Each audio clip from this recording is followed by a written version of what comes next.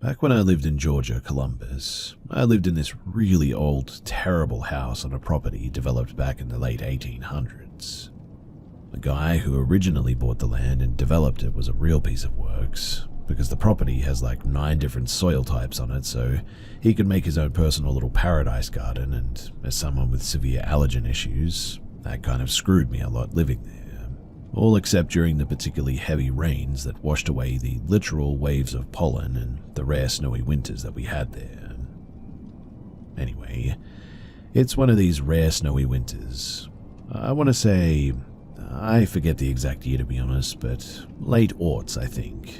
Or maybe it was early teens. Maybe some other poor sucker in Georgia can remind me when we had a good hard snow Columbus ways between maybe 15 and 20 years ago. But me and my dad are doing stuff around the house, i.e. he's drinking hard because he's a retired Marine, and Marines all have drinking problems to cope with PTSD. Obviously I'm being sarcastic, but he really did have a drinking problem at the time, and I'm awake despite the late hour, so he has someone other than my mum to pester with his incessant talking. Seriously, get my dad going when he's drunk and he's worse than a SoCal Valley girl. We're loading the fireplace though, the dogs are sleeping. We see the firewood pile is low and both go out to grab some more firewood. By which I mean mostly me carrying it because Dad's drunk and he's about to fall over. In any case, it's no longer snowing super hard, but it's still going and it's foggy as heck out there. There's a funeral home on the top of the hill beyond the house. It's past this sort of mid-sized retaining pond or pit that keeps our house from flooding when it rains real bad here, and the parking lot of the home had a couple of streetlights as well. From the lights nearest our house though, me and my dad see a silhouette out against the snow. It's small, maybe just over 4 feet tall, which says child, and me and my dad, being the at least halfway decent people that we are, start going up to see what the heck this is all about. I mean, why is there a kid out here at 0 dark 30? And we find this kid. He cannot be more than 10, maybe 11 years old, pale as death like he's been out in the snow for hours, and all he's wearing is a nightgown. He looks terrified and he's shaking and just stares at us, not saying a word. Dad sobers up almost instantly and gently tells the kid to follow us. Well, we gotta get him inside. I mean, he's gonna freeze to death out here. I agree, and we reach out to offer him a hand, but he recoils away and doesn't touch me. But he nods a bit when we gently invite him in, promise to get him warmed up and maybe something to eat or drink, and follow us down the hill and into the house. His face lights up immediately as soon as he's past the back door and in what is ostensibly our laundry room. He stops shivering. He stops looking scared and he just looks calm, content now. Dad and I turn to rush off to get him some blankets, towels, set up a space heater and all that. We'd both turned away from him for less than 2 seconds, and I turned back around real quick because I was going to ask him if he wanted soup or maybe some chicken or something. And he was just gone. Disappeared like a fart in the wind. I grab Dad's arm and he turns back, and he almost turns as white as the kid was, which is impressive for someone who is visibly half Cherokee and thus much more red than white. But the kid is just 100% gone. We look outside, we weirdly see no footprints. The boy was barefoot, but the only tracks that were made were me and my dad's boots, nothing else. Dad and I just stared at each other for a while. Dad was clearly questioning whether or not he had some kind of a drunken hallucination, except for the fact that I was there and I had seen the boy too. And I mean, I almost never touch booze, so that was definitely not a hallucination on my end. Over the following week and a half, the both of us asked around about a boy in a nightgown, and it wasn't until Dad mentioned it to old Mrs. Funderburg. She died at like 98. She was only 96 at this point, so she'd been around for a long spell, but that's when we got an answer. Well, sort of anyway. According to Mrs. Funderburg, when she was a child and the area was a lot less developed, before she was born there was an old ghost story about a boy who had been found dead in a rare Georgia snowstorm not far from where our house was. apparently, this boy was also in nothing but a nightgown. Nobody knew how or why. All anyone had was guesses, but it wasn't uncommon for people to claim seeing a boy, or at least his silhouette, in our area in the dead of night during really bad snowstorms. But nobody had ever gotten close enough to him before. He'd always just run off or disappeared into the snow or the fog or whatever. The best guess that me and my dad could come up with after Mrs. Funderburg told us all that we knew is that the kid must have gotten locked outside of his house or something.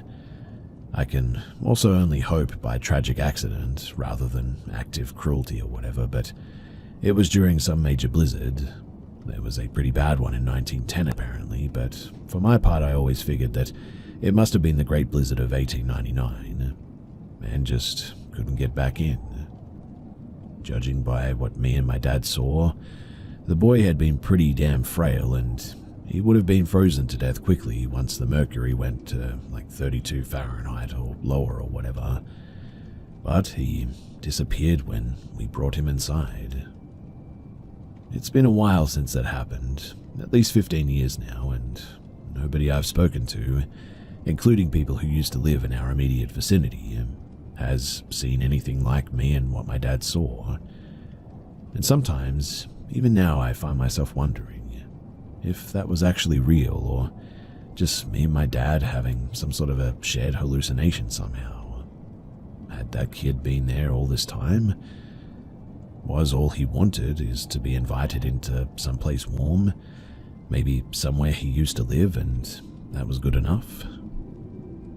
I can still see his face when I think about it. The half-frozen, scared little face.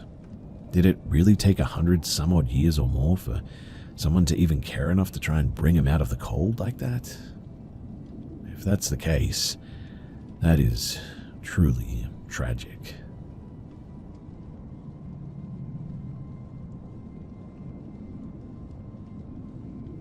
Back when I was 14 years old, my family moved from our home in England to the Republic of Ireland, where we lived for a further 6 years. We had first moved to the northwest of the country, but after a year of living there, we then relocated to the Irish Midlands, as my dad had gotten a new job working in Dublin. My parents had bought a cottage on the outskirts of a very small village that was a stopping point from one of the larger towns to the next. This village was so small and remote, there was basically nothing to do. But not long after moving here and taking to exploring the surrounding area with my border collie, Massey, I eventually found a large stretch of bogland containing a man-made forest. Every weekend or half-term away from school, I took to walking this area with my dog, in which I would follow along a railway line used for transporting peat. However, after months of trekking this very same bogland, I eventually stopped going there. I cannot quite recall the reason why, but maybe it was because I always felt as though I was trespassing, which I wasn't, or maybe it was because the bogland was so bumpy and uneven I always came home with horrific blisters. Whatever the case may be, although I stopped going to this bogland to walk my dog, outside of one of the nearby towns where I went to school, there was a public forest. And because this forest was a 20-minute drive away, my dad would take me and Macy there, drop us off, and then pick us up again 2 or 3 hours later. What I loved about these woods was that it was always so quiet, only with the occasional family, dog walker, or jogger passing us by. Now, on one particular evening, I had gone back to these woods with Macy, where my dad would later pick us up after running some errands. Making our way along the trail, the evening had already started to become dimmer. Wanting to make my way back to the car park before it got too dark, I decided to take a bit of a shortcut through the forest via one of the many narrow side trails.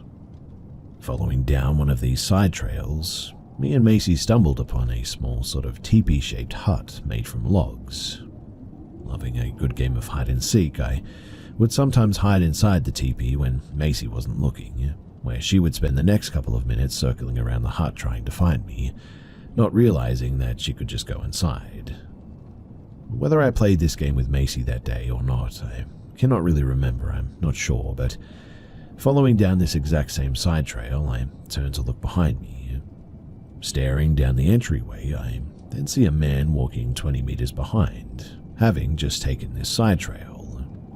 For some unknown reason, I had a strange instant feeling about this man, even though I had only just noticed him. I can't remember or even describe the way that this man was walking, but the way that he did so felt suspicious to me. Listening to my instincts, or perhaps just my paranoia, I suppose, I quickly latched my lead back onto Macy and hurriedly made my way down the trail. A few minutes later, although I had reached back onto the main trail, the evening had already turned much darker, so again, turning to see if the man was behind me, I could still see him around the curve, only 10 meters away from me now. I did try to tell myself that I was just being paranoid and that this man was most likely not following me or anything, but my gut instinct just still told me that something was off. Thinking ahead, I pull out my phone to call my dad, as to make sure that he was already in the parking space waiting for me, but there was no answer. Because there was no answer, I just assumed that he was probably still driving, and because he was still driving, I just hoped that my dad was nearly on his way.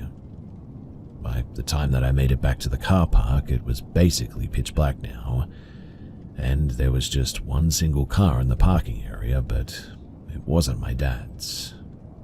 Sitting down by a picnic bench to wait for him to come and get us, all I could do was hope that he would be coming soon and that this strange man from the woods was not following me after all. Only a minute or two later, I could hear the footsteps of this very same man approaching through the darkness. Anxiously anticipating him to pass by, I tried to distract myself with my phone, or at least make myself seem less approachable. Thankfully enough, the man just walks completely by me. Entering the car park, the man then gets into his vehicle, the only car in the car park, but he doesn't drive away. He just stays there, sat inside of his car with both the engine and the headlights turned on. 20 minutes must have gone by, but my dad still wasn't here, and yet this very same stranger was. Trying to call and text my dad to say that I was waiting for him, I was met with no answer. While I continued waiting, I tried to rationalize why this man hadn't decided to drive off yet. Whatever reasons I came up with, they were not very convincing for me, and for those whole 20 or however many more minutes it was, I sat outside those woods in complete darkness, hearing nothing but the hum of this stranger's engine among the silent night air. What made this situation even more anxiety-inducing, though, was that my dog Macy had been endlessly whining by my feet, scraping dirt away beneath the bench to make a surprisingly deep hole. Macy was in general a very nervous dog and basically whined at everything, but I don't know, something told me that she too felt as though something about this situation just wasn't right. Thankfully, after what felt like longer than 20 or so minutes, the strange man, already with his engine and headlights on, reverses from his parking spot, exits out of the car park and onto the main road, leaving me and Macy in peace. And although we are now alone, basically stranded outside of a dark forest, I couldn't help but feel a huge sigh of relief come over me. My dad did eventually come and get us, 10 minutes after the man had finally decided to drive off.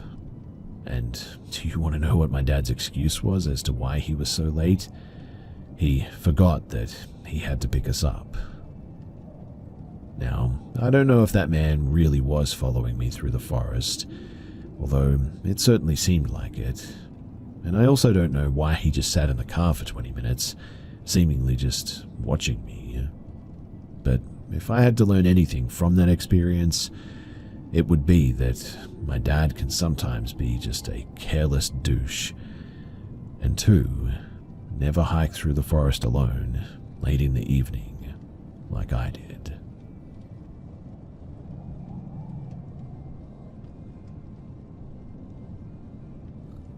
So this happened last night.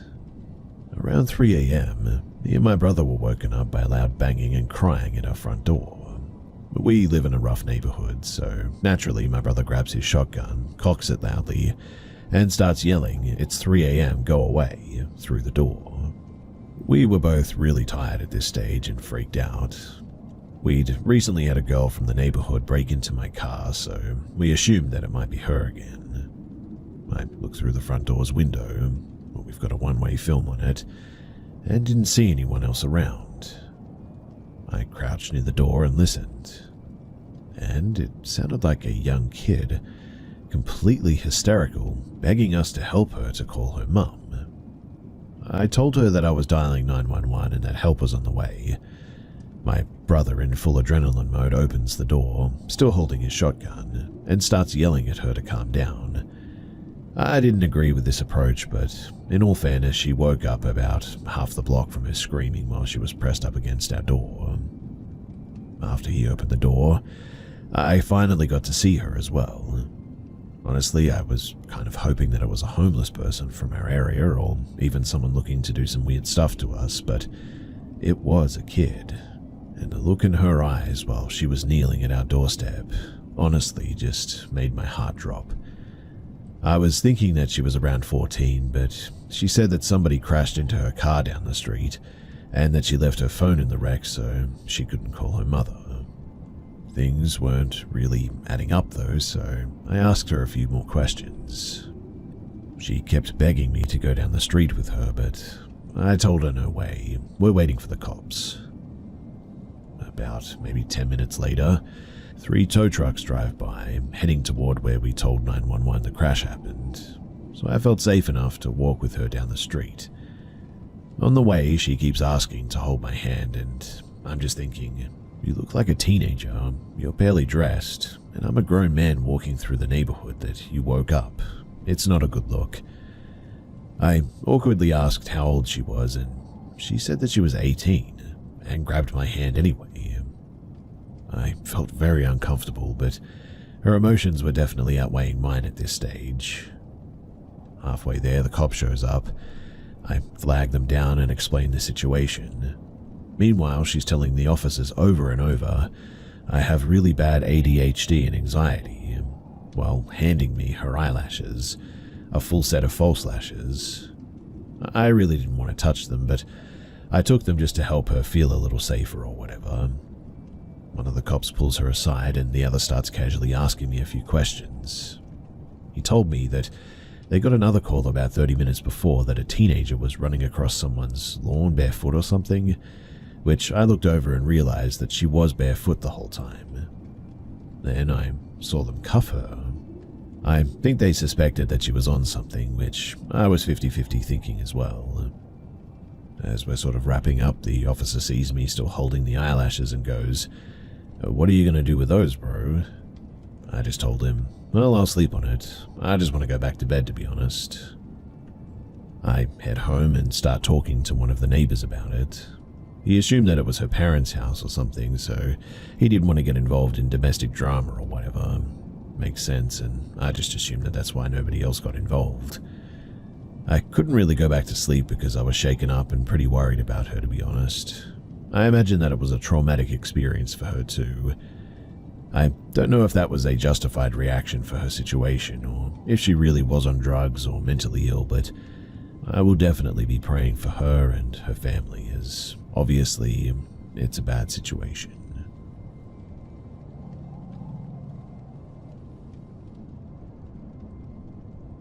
So, to set the scene, I'm a female and I'm 22, and literally weeks away from graduating from college and getting my bachelor's in theater arts. I actually only have a quarter of a credit left to get, so I'm doing work in the theater's department's costume shop to get that credit. It's really not anything too hard. I mean, I know how to do both hand sewing and use a sewing machine, so I've spent time doing both things and mending and adjusting garments for actors. The show? It's a musical, and there are some pretty intricate costumes though, so I was excited to help out to get that final bit of credit and graduate. The costume shop? It opened for weekend hours at around noon, but I stayed up late on Friday night, so I woke up at around 1. I got dressed and went to the costume shop as quick as I could, since I wanted to get all the hours possible. Nothing was out of the ordinary, but as I was approaching the theater building, something caught my eye. there was this guy standing off to the side of the front entrance. Now, the front entrance is pretty open. It's this set of pillars, and then there are 3 sets of glass doors that are led up to by a set of steps. Kind of Grecian, I guess you could say. The building is an old one, though, with an addition attached. That one containing the actual theatre, while the older building contains mainly classrooms. But this entrance is closest to the way that I usually use to get backstage, and into the costume shop as well. Anyway, the guy was kind of leaning against the stone side of the staircase, and what caught my attention is that I go to school in a very small campus, so usually when I see someone, I immediately recognize their face, even if I don't know their name. But I didn't recognize this guy at all. Physically, he wasn't overly weird looking, maybe a little bit disheveled, but his hair was kind of greasy and he had on a t-shirt and some tattered jeans, I guess. He looked college-aged, same as me, but what was even weirder was that he was wearing this heavy winter parka, even though it was nearing 65 degrees, as well as snow boots. In any case, we made eye contact, and nothing immediately sheeved me out.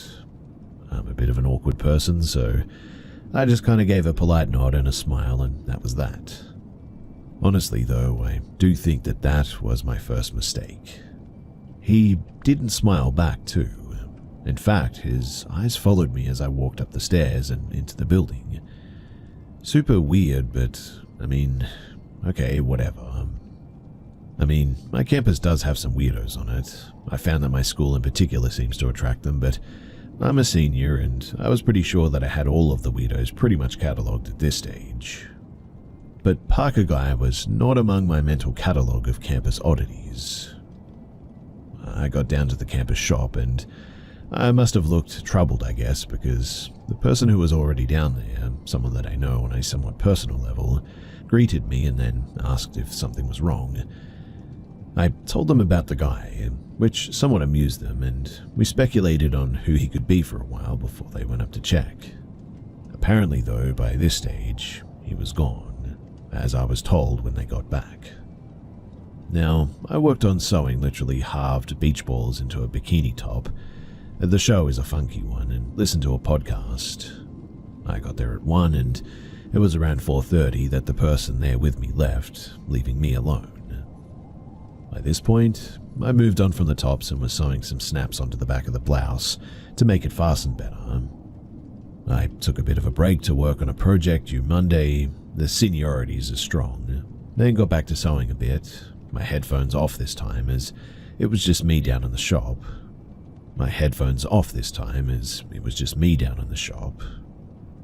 Now, for this next part, I'm going to have to give you a bit of an idea of the layout of the shop. So, it's in the basement of the building and is a bit hard to get to if you don't know your way around here. The room is relatively large though. It's sort of shaped like an irregular rectangle, I guess, but is separated by the table set up in the middle of the room, the ones with the sewing machines on them. One side is on the way from the backstage behind the building's black box theater, as well as the dressing rooms, and then the other side leads out into this sort of hallway that has doors leading into the auditorium, as well as an exit out of the building. If that made any sense at all, then I'm really happy to hear that. But that direction also leads to the main costume storage room. Now, near where the sewing machine tables are is this door that leads outside and into what the costume director refers to as the weird little courtyard. When I was a freshman, I took a class with her and she warned us not to go out there since the door is locked from the outside, and if we do go out there, we won't be able to get back into the building. To be honest though, the courtyard is less of a courtyard and more a sort of space or an area where a bunch of buildings' machineries are, heating and cooling and all that, as well as electrical stuff, and it's all sort of located there together. It's all fenced in with a chain link fence about 15 feet high as well. But the door leading out there is one of those doors with a window. In this situation, I was sitting in a chair directly opposite the door, close to the wall across from it. So there was about maybe 20 odd feet of space between me and this door. It was nearing 6, but Since the show's dress rehearsals started that Monday, I wanted to get as much done as I could before I finished up and went for dinner. I was working on sewing the snaps onto the shirt when I heard a noise. It startled me since I'd settled onto the rhythm of the task and listening to what my podcast was talking about, and annoyingly I dropped my needle. It was still connected to the thread, so it wasn't lost altogether, and so I bent down to pick it up from where it had fallen to the floor near my feet. And it was when I lifted my head from that bent position that I saw the source of the noise. My vision was a little bit obscured because the space between me and the door was cluttered with a bunch of dress from mannequins that me and the other members of the crew had been using to put costume pieces on. So it was more that I saw the door's window wasn't empty anymore, I guess. I sort of shifted to the side a little bit to get a bit of a better look, and there at the door leading out into the maintenance courtyard was Parker Guy. The noise that I had heard had been him trying to open the door. Now, I have no idea how we got in there. That door is the only way into that courtyard, so I can only assume that he somehow scaled a 15-foot fence or something like that. Whatever the case, I froze like a deer in the headlights, and for a moment, it was just still as he stared at me and I stared at him. His face was expressionless, and it was as he continued to stare at me that I began to realize that this entire situation was wrong. I sort of settled back into my chair, really not sure what to do, and it was in this handful of seconds that Parker Guy started trying the door again. It was, as I said before, locked, so he wasn't able to open it, thank God. It's puzzling to me now as well that he didn't just come in through the front entrance, as none of the doors leading down to the costume studio were locked, but I don't know, maybe he tried that already because, like I said, the studio is a little bit tricky to locate if you don't know your way around the building. The only conclusion that I could come up with is that he tried what I mentioned above, couldn't find me, and then while wandering around the building, saw me through the door through the chain link fence, and proceeded to scale it. And it was at that point, upon that realization, that I then began to get a bit scared. The door leading into the studio was to my left, and on instinct, I got up to close it since it locks from the inside and you need a key to reopen it. It was as I was moving to close the door that the guy began to pound on the courtyard door. I don't know why my first instinct was to hide instead of opening the door that I'd just closed and booking it, but I went into the small fabric storage room directly behind me, shut the door, and called campus safety. Again, I'm not really sure why I called them and not the police. Campo called them later, but that's what I did. I don't know. People make decisions like this when they're scared, I guess, but by the time the campus safety came to investigate, which was pretty fast since I was clearly terrified on the phone, the guy was gone. Honestly, too, I don't know how he scaled the fence again in the time that it took them to arrive, but whatever the case, he was now gone. Campus safety escorted me back to my dorm and even went over to the dining hall to pick me up some dinner since I was very shaken, which I appreciated a lot. A while later, an officer came to take my statement since Campo called them, but as you can imagine, there wasn't much that they could do apart from keep an eye out for this guy. I still have no idea who he was or why he was even on campus, but it couldn't have been for any good reason.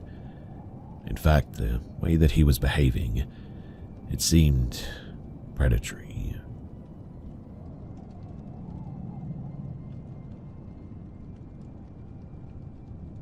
This is something that happened to me when I was about 12 years old. I don't usually talk about it because people either don't believe me or they just don't care. But it's something that stuck with me for years, and when I tell you it, I can imagine that you'll understand why. So, it was during summer break.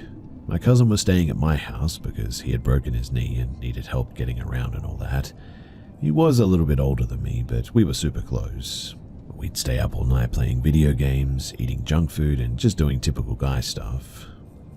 One night, though, I was in my room playing video games by myself. My cousin was in the living room. I'm not sure what he was doing, but I know that we were the only ones home at this stage. It was getting late, and I was about to shut everything down and go to sleep when I saw something. Something started crawling toward me in the dark. It looked human, but not quite. It was all messed up and deformed. The way that it moved, it didn't seem right at all. It also made these weird noises that I still have a hard time describing. At first, I thought it was my cousin playing some kind of a sick prank on me, until I remembered that his leg was broken. He couldn't even crawl like that if he wanted to. That was when I absolutely lost it. I ran out of that room as quickly as I could, and I didn't even look back. I told my cousin what I saw. He didn't really believe me, but I could tell that he was creeped out too. And after that, I refused to sleep in my room for at least a week. I just crashed on the couch in the living room and I kept the lights on all night. I ended up living in that house for another 6 years after that. Nothing quite like that ever happened again, but that room just never really felt right after that. I always had this weird, heavy feeling when I was in there, like I was being watched or something. I don't know what I saw that night, and I honestly don't care if people believe me or not. I know what I saw and experienced, and to this day I still get chills even thinking about it. I've obviously moved since then, but every now and then I get scared that something like that might happen again. It's a really daunting feeling to live with and something that I wouldn't wish upon anyone. So, has anyone ever experienced something similar to this? Or does anyone have any advice on how to deal with this kind of thing? Like I said, I still get freaked out sometimes when I think about it, and I really don't like to talk about it with anyone in my real life because it's just something that I know is hard to believe.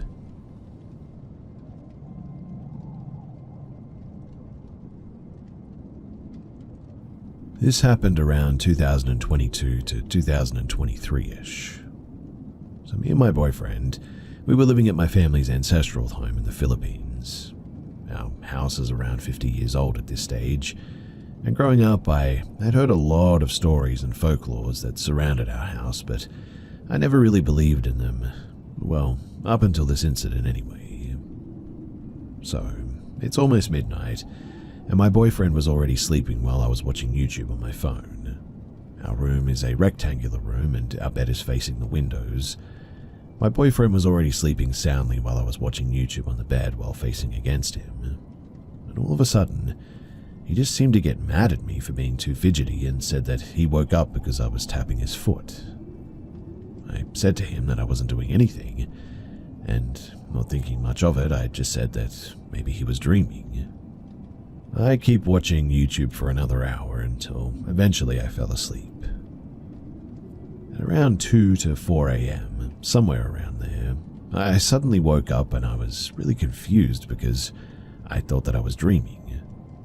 You see, while I was looking around the room, I noticed that the right corner of our room was really dark, which was weird because our very flashy internet router was supposed to be there, and now it's just pure darkness. A darkness so dark that it was strange.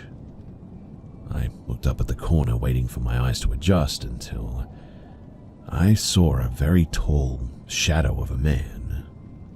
I was looking at him for almost 10 seconds without blinking or adjusting my eyes, just to make sure that I was seeing it correctly. The shadow of his head was almost at our ceiling, though. Again, thinking that I was dreaming, I just sort of tried to brush it off, and eventually I went back to sleep. The following morning, my boyfriend was so grumpy that he wasn't able to sleep much last night. Eventually, I went to the bathroom, and when I came back to bed, I said to him, "You know, I had a really weird dream last night.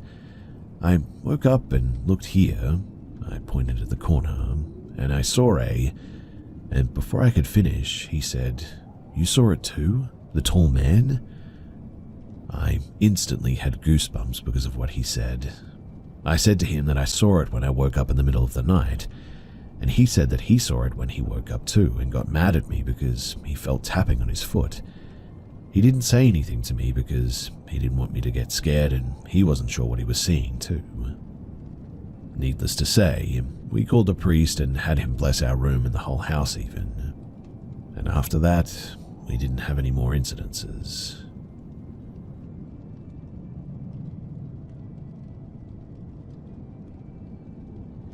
This was about 15 years ago, and it has honestly traumatized me for that long. So I was playing Xbox in my room at night with my window down, and suddenly I got this cold ice feeling in my veins from my head to my toes in a sort of intense rush, and I was rendered completely paralyzed from fear. Literally out of nowhere too, this just hits me in my body, and I knew something was behind me outside my wide open window. And honestly, I had never been that scared in my life, since or even before that point. I knew deep down that I was being watched by something immediately. It felt evil, and I felt in danger beyond words to describe. Finally, I somehow got enough nerve to turn around, and I broke free from this paralyzing fear that was gripping my whole body, and spin around purposely avoiding looking out my window, dive into my bed, it being right below the same window.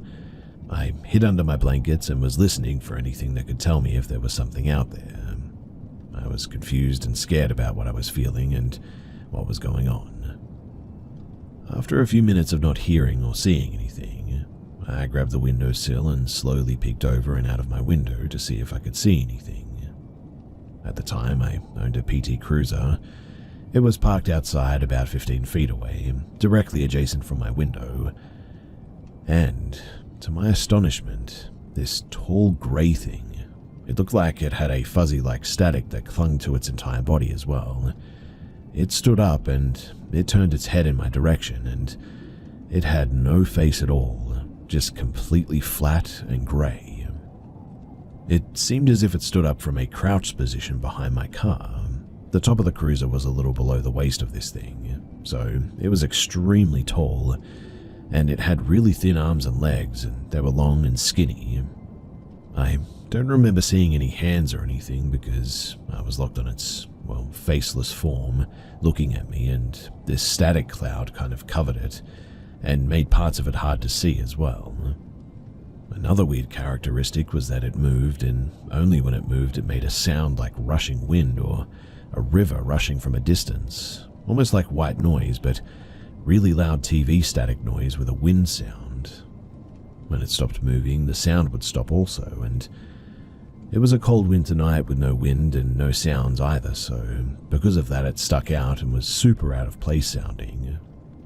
This flat, faceless thing turned towards me, and I assume it was looking at me. Then, in the most robotic-looking way possible, its waist turned away from me, then its upper body, and then its head turned away last, and rushed into the darkness, into the field. And without skipping a beat in stride, it walked over a 5-foot cattle fence like it was nothing. As I mentioned before, it made this sort of rushing static wind sound the whole time. The static smoke that clung to its body became really static looking and like a heavy smoke. It trailed behind it and slowly fell to the ground and disappeared after a few seconds. It walked until the darkness seemed to swallow it up and I couldn't see it anymore, and it disappeared. The top of my PT was a little below its waist now. I've done some research on words and things like naked slender man is the closest thing that I could compare it to. I know that it sounds crazy, but that's what I did. So, if anybody has seen something like this and can share their experience with me, I would really love to hear it. I've been fruitless in my search for other experiences or sightings of this thing with the same characteristics as mine. So if you have anything to share, then I would love to hear it.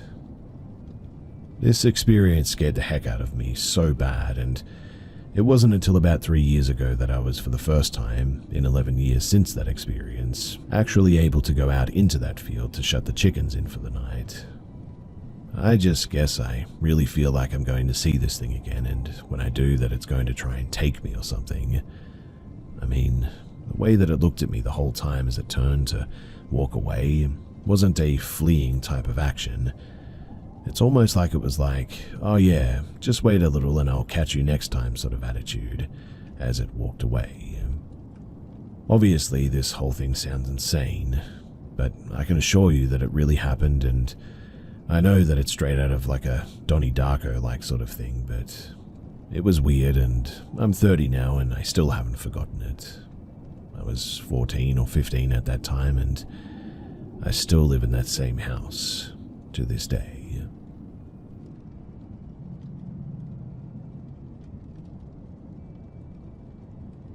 As a kid, I was very bad with understanding social etiquette, or more specifically, I guess, how to not overshare or talk with strangers, no matter how many times my parents warned me.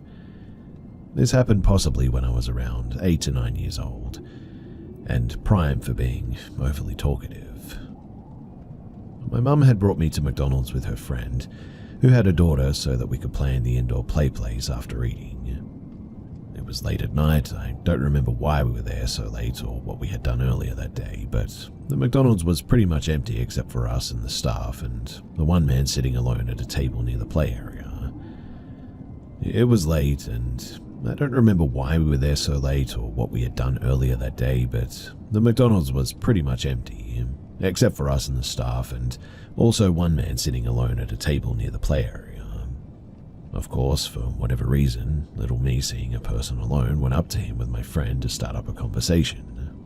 I introduced myself and her, started talking about my interests, my school, a lot of things that I don't really remember. I don't remember him replying either, but we eventually left him alone after he called someone on his phone or whatever, and started speaking in a different language. I didn't recognize it, and I don't remember it in enough detail to take a good guess now either. My friend and I, though, we kept playing until the man left. And then a few hours later, a big man and a young girl, roughly the same age as us, entered the McDonald's. The girl ran up to the glass dividing the counters from the play area and yelled my name excitedly. I went over despite not recognizing her. She started telling me a bunch of things about myself, implying that she knew me and I forgot her. She wanted me to come outside to hang out with her, and I realize now, as an adult, that the things that she was saying were the things that I had told the man on the phone.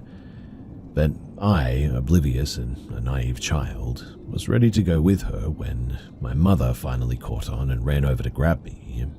She dragged me out of the other exit to the car, and she was clearly terrified and stressed. I, on the other hand, was confused and was demanding why she wouldn't let me hang out with that girl. My mum wouldn't answer, and she tore out of the parking lot. The man with the little girl got in his own car from what we could see as we left and began chasing us. My mum went down several different roads away from our home until she finally lost them, and I was in serious trouble when I got home. She explained to me that this was most likely a kidnapping scheme, and I really needed to stop telling random strangers so much information about myself. I didn't understand how a little girl my age would be involved with kidnapping another kid, not to mention that I didn't understand the motivation of kidnapping at all either. But now that I get it, this was truly a horrifying situation that I just narrowly avoided, and if it wasn't for my mum, honestly, I don't know where I would be. I could have also potentially got my friend in trouble too, a lot of trouble. So I'm grateful for my mum that day, that she was vigilant, and that I also didn't get kidnapped, and who knows what would have happened.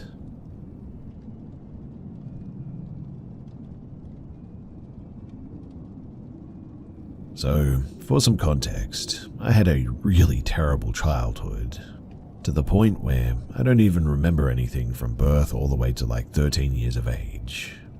Everything that I do know about what happened through those years was from a mixture of sparse memories, things my family have told me about myself, and police reports. One of those things that I do remember, however, is this lady that I called Auntie. No first name, no last name, nothing else contributing to her identity. She was just Auntie. I started seeing her when I was about 7 years old, sitting in her living room as she typed everything that I said down on her laptop. I had no problem with her. I saw her once a month and she seemed gentle enough that I really thought that she was just someone that I could trust.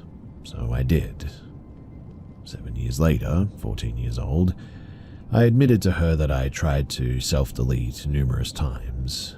It was a mixture of multiple different factors: my mother's increasing toxicity, the lack of social interaction at the time, and more importantly, I never moved on from the horrors of my childhood. Now, I was 14 years old at the time, and I was able to wonder why these meetings with Auntie never actually seemed to help me, especially to do with the fact that I begged her to tell me why I constantly wanted to end myself. And I remember on the way to Auntie's house one day, I asked my mother if I would ever get the chance to see a different person, maybe a different sort of help that Auntie clearly couldn't give.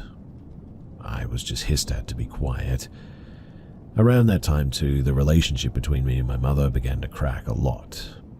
My mother became a source of grief to me, and I cried about it during multiple sessions with my auntie. Auntie, at the end of these sessions, would try to defend my mother or make me seem like I'm blowing things out of proportion. I tried to come up with my own reasons at the time and why she was not trying to understand things wholly, and I just chalked it up to her being empathic. Maybe being able to explain why my mother was terrible was supposed to help me embrace it in some weird way or something. And then, more things like that seemed to happen. I admit that when I was 16 years old, I was a terrible kid. I went to parties, drank whatever was served, and definitely did not tell anyone what I was doing. But then Auntie started to ask very specific questions, especially to do with the topics I just mentioned. Quite honestly, I was sort of in shock, I guess. Again, I gave her the benefit of the doubt and thought that her sudden pinpointing of these things must be from the fact that, at this point, she knows me for almost a decade and just knows these things. All the way into an entire year later, she started to bring up the parties that I've gone to in these sessions without even bothering to hide behind the questions. The relationship between me and my mother had almost been completely severed, and the worst part of all, something that still affects me to this day, at the end of each session, Auntie started to invite my mother into the room and tell her every single thing that I had said. It was terrible, hearing my own words against my mother, explaining the increasing abuse that she had begun to put me through and said straight to her face as she sat next to me. My grades in school began to drop. My mother forbade me from going out, and I was completely isolated. So again, self-deletion and all that. I ran into my mother's room looking for something that I could overdose with, or just something that could push me to the edge. I remember rummaging through everything until I went into her walk-in closet. I had barely gone into her room. In fact, I completely forgot about the fact that she had even had one of these. But in my crazed state, I just remember running into her closet and looking through every crevice when I stumbled upon a suitcase leaning against the wall under the hung-up clothes. If I close my eyes, I can still imagine it, and it didn't look old, so that was probably what made me decide to open it. And when I did, all I saw was just a ton of papers. The surprise of seeing so much snapped me out of the state that I was in, I guess, and I recall sitting cross-legged on the floor and wondering what the heck these papers were. After a while of reading, I realized that these were transcripts of Auntie and I's sessions, literally dating all the way back to some of the first sessions that I did with her. I remember feeling sick, feeling so sick at this. I at least had enough sense to steal a few of the earlier papers to make it less noticeable, and reading through those transcripts just filled me with more and more bitter questions. And so, I decided that night that I was going to end myself after I figured out what was going on. I was on a time crunch, feeling stressed because I really only had a year to figure out what the heck was going on before I was faced with the looming threat of being kicked out as soon as I turned 18. So I started to pay more attention in our sessions, looking around her house wherever I got the chance to, looking for some indicators that could tell me who this psychologist really was.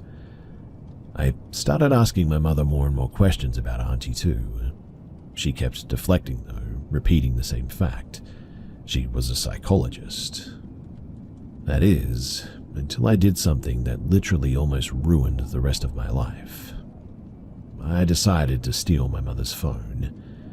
It seemed like a small thing now, but at that point it was really life or death.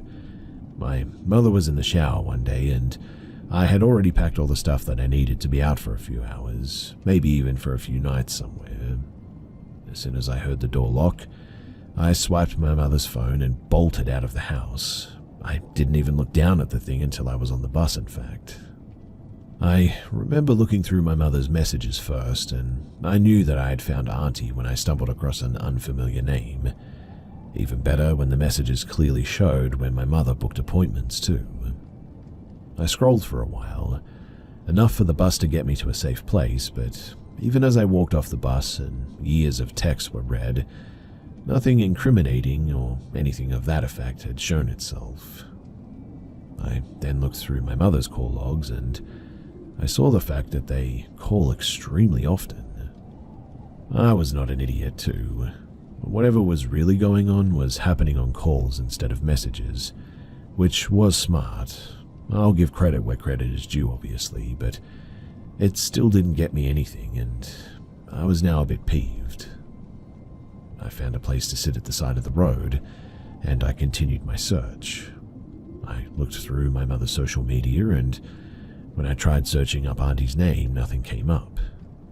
I genuinely felt all the hope leave my body at that point, and sometimes now I swear that I can still feel the same sick feeling as I felt then.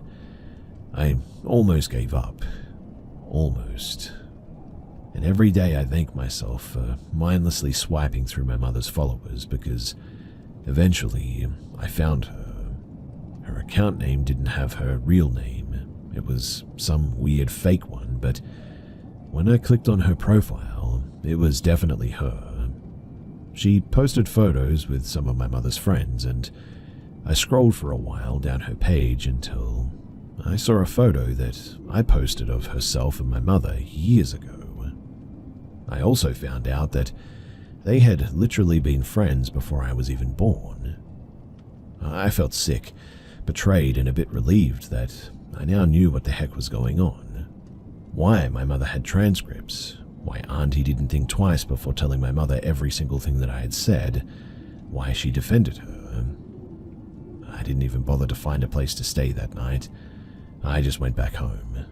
I got beat black and blue for doing something that I didn't deserve any forgiveness for, and it didn't hurt at all compared to what I found out earlier that day. All I asked my mother that night is, who is Auntie really? And she couldn't even answer that. A few years later, I was in her first year of university, and I had the lucky chance to move out of my mother's house as soon as I got the chance to. It was with an old friend taking pity on me and allowing me to stay with him since we applied to the same university. He's one of my best friends now, but what finally gave me closure in some sort of bittersweet way was clearing out my Instagram. I deleted people that I didn't care about or didn't know, but my heart dropped when I saw a familiar username in my followers. I didn't think about it at all when I searched up the username in the search bar, and when it came up with my auntie's Facebook account, my jaw dropped. This psycho had been following me for who knows how long on my Instagram, and suddenly everything that didn't click finally made sense. The sudden precise questions, why my mother suddenly decided to isolate me from my friends. It didn't even say psychologist or anything of the sort in her bio, and tell me why it said chemistry teacher with over 20 years. I admit that I cried like a baby that night because it had taken me years to finally understand why two of my main female models seemed to despise me. Still to this day, I mourn the fact that most of my early adult years are being used to heal from everything in my childhood, instead of going out with all of my newly made friends and giving my all to university. Genuinely, it sucks. Everyone who hears my life story too agrees on the fact that there's something wrong with them. I I just wish that I knew that sooner. 2 days ago, I had my first session with a real psychologist, and trust me, I did my research this time. I felt almost ashamed too when I blurted out the reason why I'm sitting in this guy's chair like this. But he just smiled and told me that we had a lot of work to do. And yes, we do. I decided to share my experience just in the slight chance that anyone else has had a similar experience with therapy becoming messed up like this, or they feel like they've been living a whole other life their entire life. I promise you guys, it gets better, and with a little bit of luck and surrounding yourself with the right people at least, you might just get through. Anyway, that's my story, and obviously you'll need to fill in the gaps a little bit here, but I'm wishing you guys all of the best.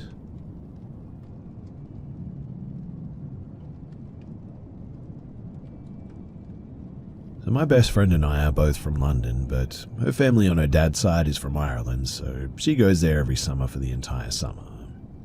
Last summer, too, I went to go and stay with her for a couple of weeks at her granddad's house. And her granddad lives in rural Ireland, like really rural. The town is at least a 40-minute drive away, and his house is the only building within the area. It also backs onto a massive forest and faces onto a lake, too. It's really quite beautiful, to be honest, but that's not the point. You see, my best friend's granddad, brother, aunt, and dad were going to the pub one evening. They invited us, which was of course a tempting offer, but we declined as we were excited at the prospect of having the house to ourselves, something that doesn't happen a lot given that we were teenagers. So we decided to have a bit of a chill evening and basically play house. Of course, if you've been to Ireland, then you know that a quick pint is anything but quick. And her family, they had been gone for some time by this point, a few hours at least, when it was approaching 10 p.m. We were watching a movie in her living room when we heard a knock on the door. We figured that maybe it was her family who had forgotten their keys, so we went to go and answer. Her granddad's front door led onto the conservatory, which then led to the actual front door of the house, so we made it to the conservatory door expecting her family, but instead there was a man at the door. Slightly confused, we kind of just looked at him waiting for him to say something, during which I had time to take in his appearance. There was something off about him, to say the least. He sort of looked insane, bizarrely alert and yet slightly scary. It's sort of hard to explain, but he said that his car had broken down and he needed to use the phone to call someone to pick him up. I looked out but couldn't see a car anywhere and said something to the effect of, "Well, where's your car?" He responded by explaining that he had broken down about 30 minutes down the road and had walked until he had found a house. Now, given that, as I explained prior, my friend's granddad lived in a fairly remote area, this was sort of plausible. With slight hesitation, my friend passed him her phone and said that he could call who he needed to call and wait on the doorstep. But he didn't accept the offer.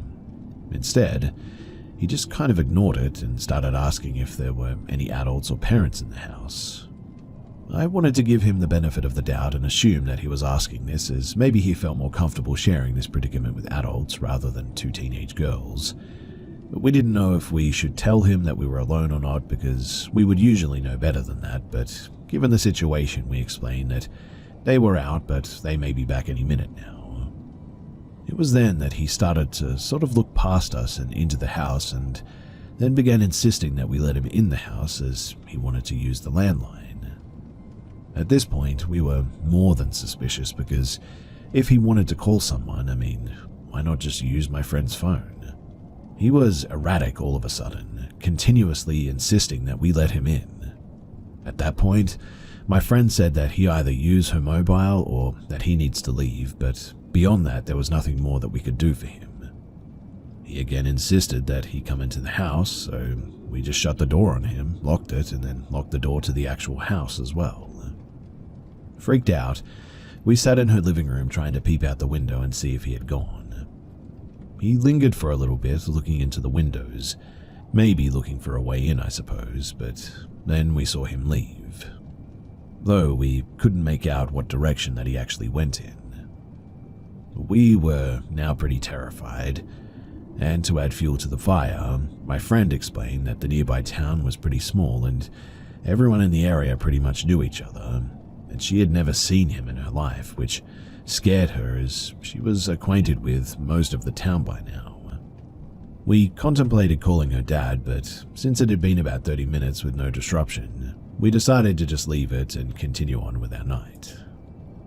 Later on, her dog was getting restless and her family was still out, so we let her into the back garden, and after about 5 minutes we heard her barking, but it was too dark to see what she was barking at, so we put it down to more than likely being a goat because that was usually the case. We called her in and we just went about our night. We realized that her family probably wouldn't be back until the early hours, and instead of waiting for them, we decided to head up to bed. I went into the kitchen, which is at the back of the house, to get some water when I heard someone shaking the handle of the back door, trying to get in. The thing is that it's a really old house, so I didn't exactly put all my faith in the door holding up against the weight of what I expected to be a grown man. I screamed bloody murder, and my friend ran down the stairs. At this point, he was banging on the door like his life depended on it, and I swear to you that I felt my heart fall out of my butt. My friend shouted back that she was going to call the police, which was a lie as she had taken our phones upstairs, but she thought that it may deter him. And luckily, this seemed to finally scare him off. He stopped banging and we heard his footsteps move further and further away until we couldn't hear them anymore. We were literally frozen in fear and couldn't even speak to each other. Then we heard the front door open and we pretty much thought that that was it for us. On instinct, my friend grabbed a knife and we hid in the pantry, and you can only imagine our relief when we heard her dad call out for us saying that they were back. We were absolutely dazed, and I'm sure that they could tell, so we frantically asked them, "Did you see a car on your way here, or a broken car, or whatever?" And they responded that they didn't, and I swear to you that I nearly defecated myself just then and there. We never did find out who that man was. The guys went out and took a look around, but they never found anything. And while I don't know everything about what was going on, obviously, one thing was for certain. He was trying to get into this place, and he definitely did not have good intentions.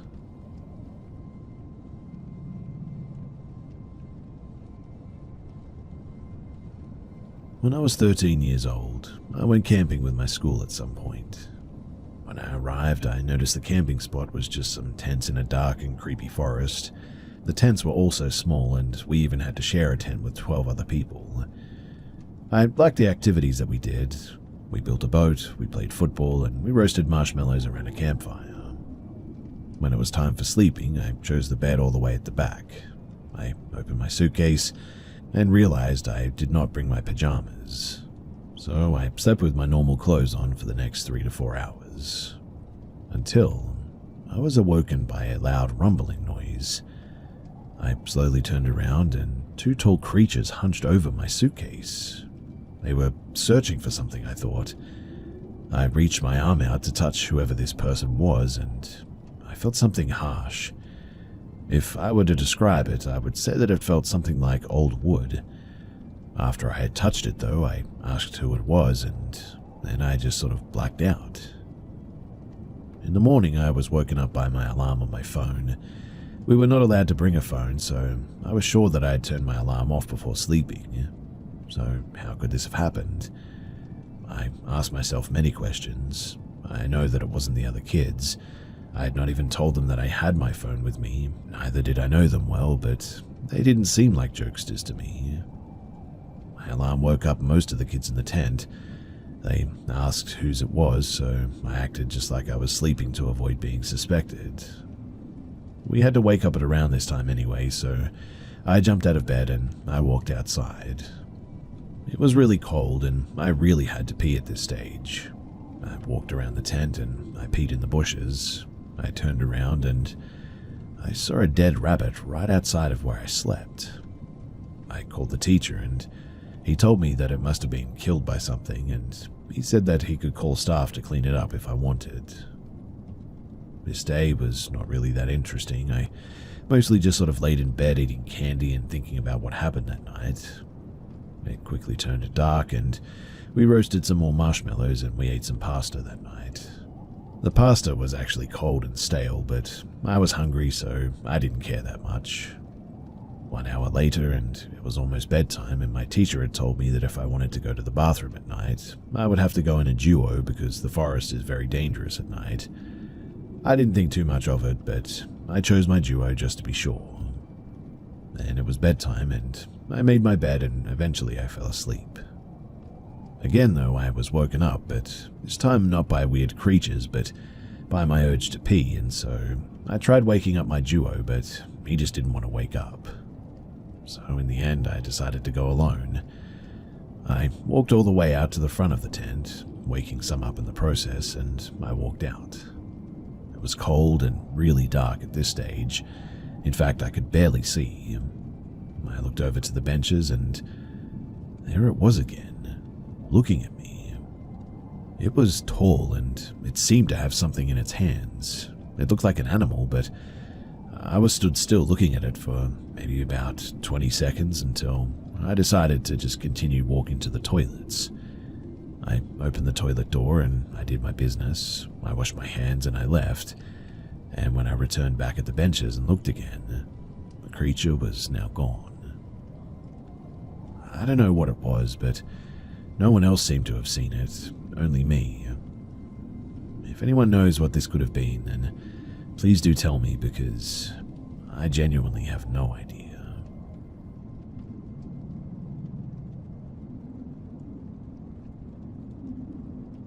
I'm going to try to explain this as short and as best as I can. To give some context, I've experienced sleep paralysis many times in my life, and it's always been very simple.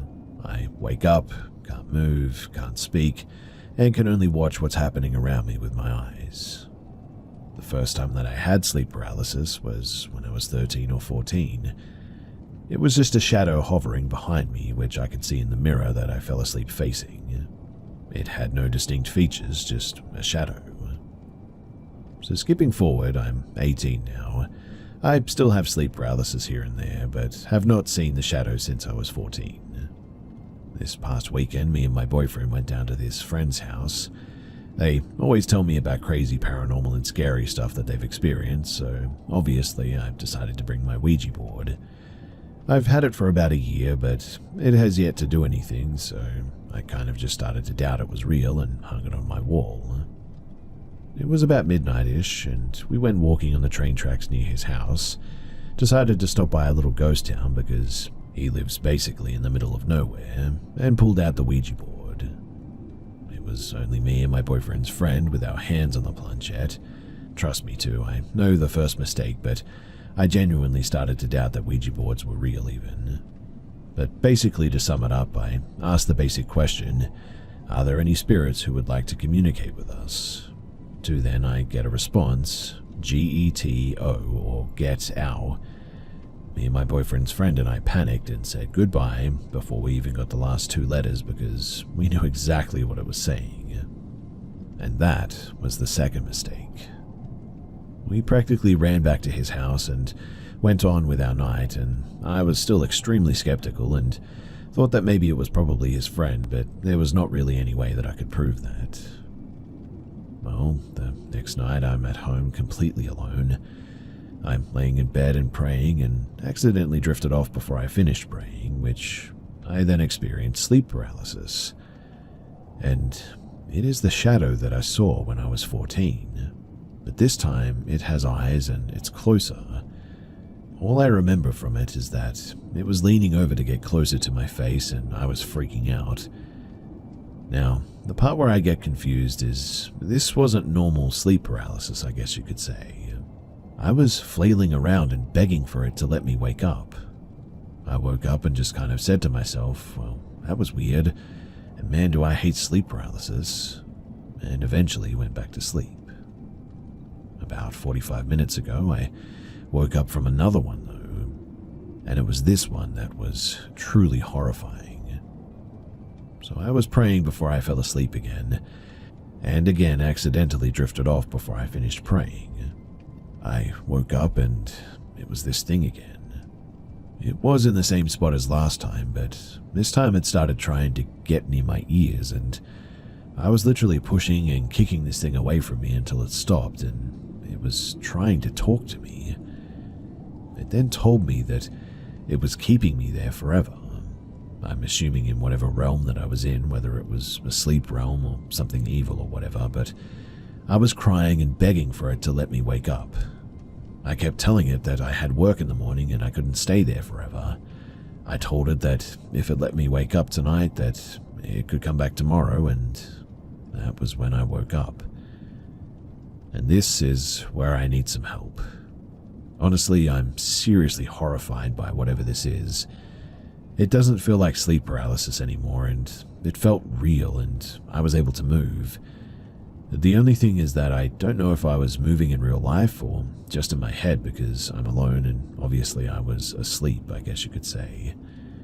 I explained this to my boyfriend and he told me that it could be night terrors, but he's really not sure either, because since this weekend, he has also been having vivid nightmares, which is a really weird coincidence, right? I really don't know if this is sleep paralysis, a night terror, a very realistic nightmare, or if it really is something evil. I'm just afraid because I told whatever it was that it could come back tomorrow night, and I'm really scared that it actually will, and I won't be able to wake up at all.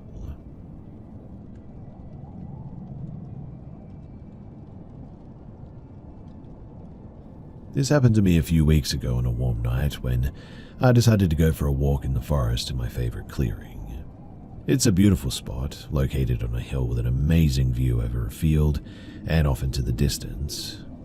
I've even watched a few sunsets there, and it has always been one of my go-to places.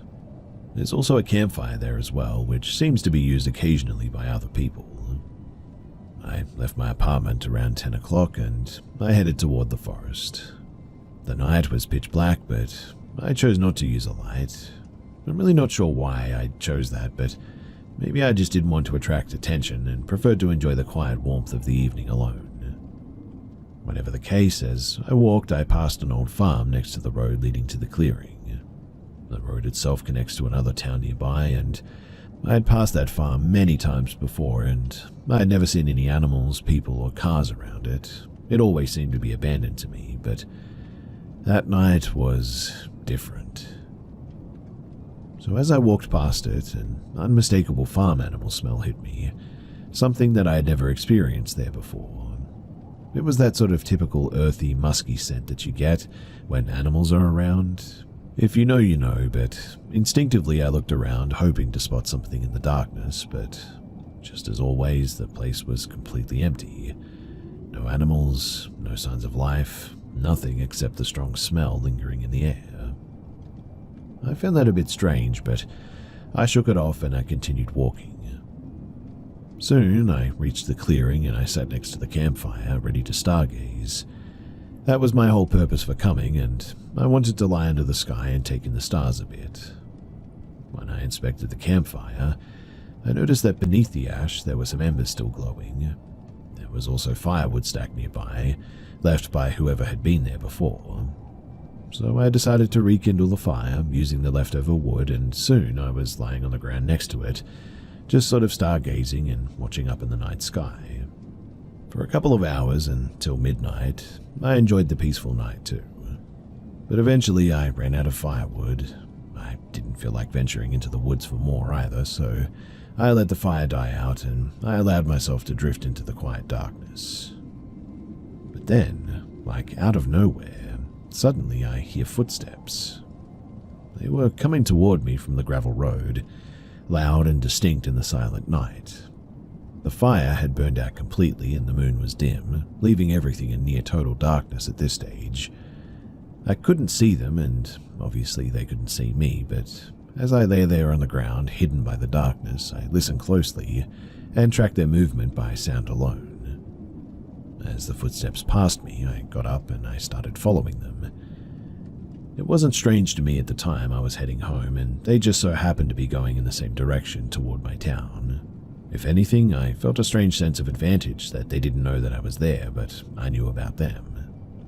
Their footsteps remained steady, crunching over the gravel, and I could hear my own footfalls joining theirs. But then, all of a sudden, without warning, their footsteps just vanished. Gone. I stopped, confused. I didn't really think much of it at first and continued down the road, passing the farm again, but something nagged at me, so I paused, turned around and waited, expecting to see someone emerge from the darkness behind me. Maybe I had somehow passed them without noticing. In the near-total darkness of the forest, after all, it was possible, but no one ever came out.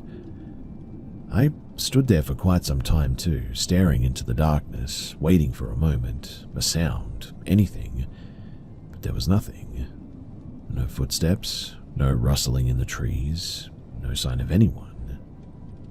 And that's really when I became unsettled the most. If it had been a person walking ahead of me, they wouldn't have known that I was there, which means that if they suddenly heard another set of footsteps behind them, it could have startled them for sure, and if they had jumped off the road onto the forest to hide or escape, there should have been some noise, branches snapping or leaves rustling or something, but there was nothing. I didn't think about it too deeply until a few days later when I replayed the whole scenario in my mind, and the more I thought about it, the stranger the whole situation becomes. Really, I'm not sure what to make of it, but that's why I'm here. I would really love it if you guys could help me figure this one out. Were those just a couple of people walking out in the night like me, or was there something else going on? Also, I should probably mention too that the next day when I went back, I could clearly see my footsteps. You could see the imprint of my shoe and all, but there were no other footprints anywhere. I don't know. The whole situation is weird, and I would love your input.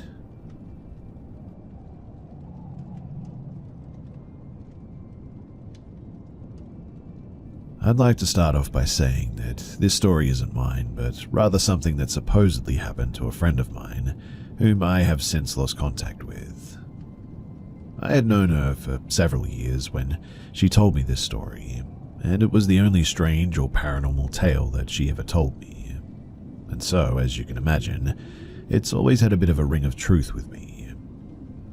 Anyway, around 2004, she lived with her parents in a wooded area of Ontario, Canada. Their backyard, it had a handful of fruit trees, and a thick forest began where their backyard ended. And one night, her father was climbing the stairs to go to bed when he happened to look out the window towards the fruit trees. Apparently, a bluish-white light caught his eye, meandering amongst their fruit trees. It wasn't particularly bright, but not dim either. It supposedly drifted freely around 3 feet off the ground. Thinking that it was a prowler with a flashlight, he readied himself for a confrontation. But as he looked closer, he realized that this light wasn't coming from a flashlight. It was just a ball of light floating around the trees, as my friend described it. Her dad calls for the family to come and see. They joined him at the window, bewildered at what the ball of light was.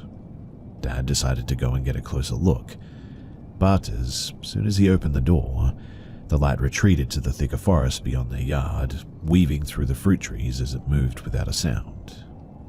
Creeped out, my friend and her mum went back upstairs to go to bed, trying to put it out of their minds. Her dad, though, he stayed up a bit longer, staring at the window, mesmerized, watching as this light returned to their yard and just floated around. Eventually, it drifted back into the forest and disappeared. The following morning, my friend woke up to their father shouting in a panic. He had gone blind overnight. Her and her mum rushed him to the hospital where the doctor examined him. The doctor told them that he typically only sees this kind of retinal burn from people welding without a mask. It was determined that her father's blindness was thankfully temporary and should pass within a couple of days. I should add too that her father was definitely not a welder, but rather worked in an office. As I said before, I have since lost contact with this friend, but as of our last conversation, the source of light, it was never determined.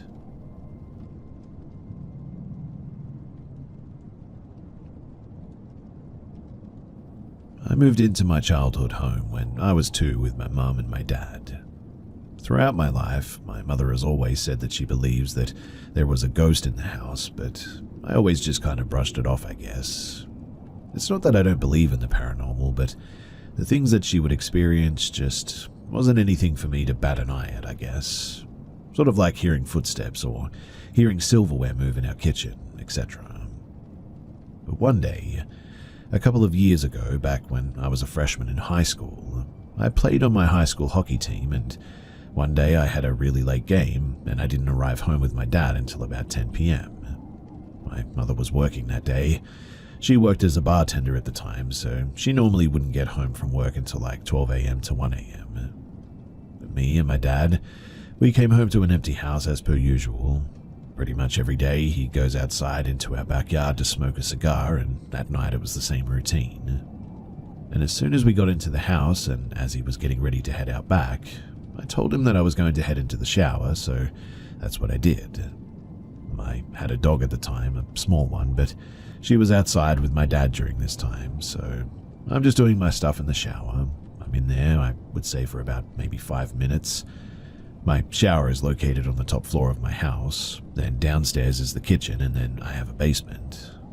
And all of a sudden I heard 3 clear loud knocks on my bathroom door, about a couple of seconds apart from each other. I sort of stop what I'm doing and sit there and listen.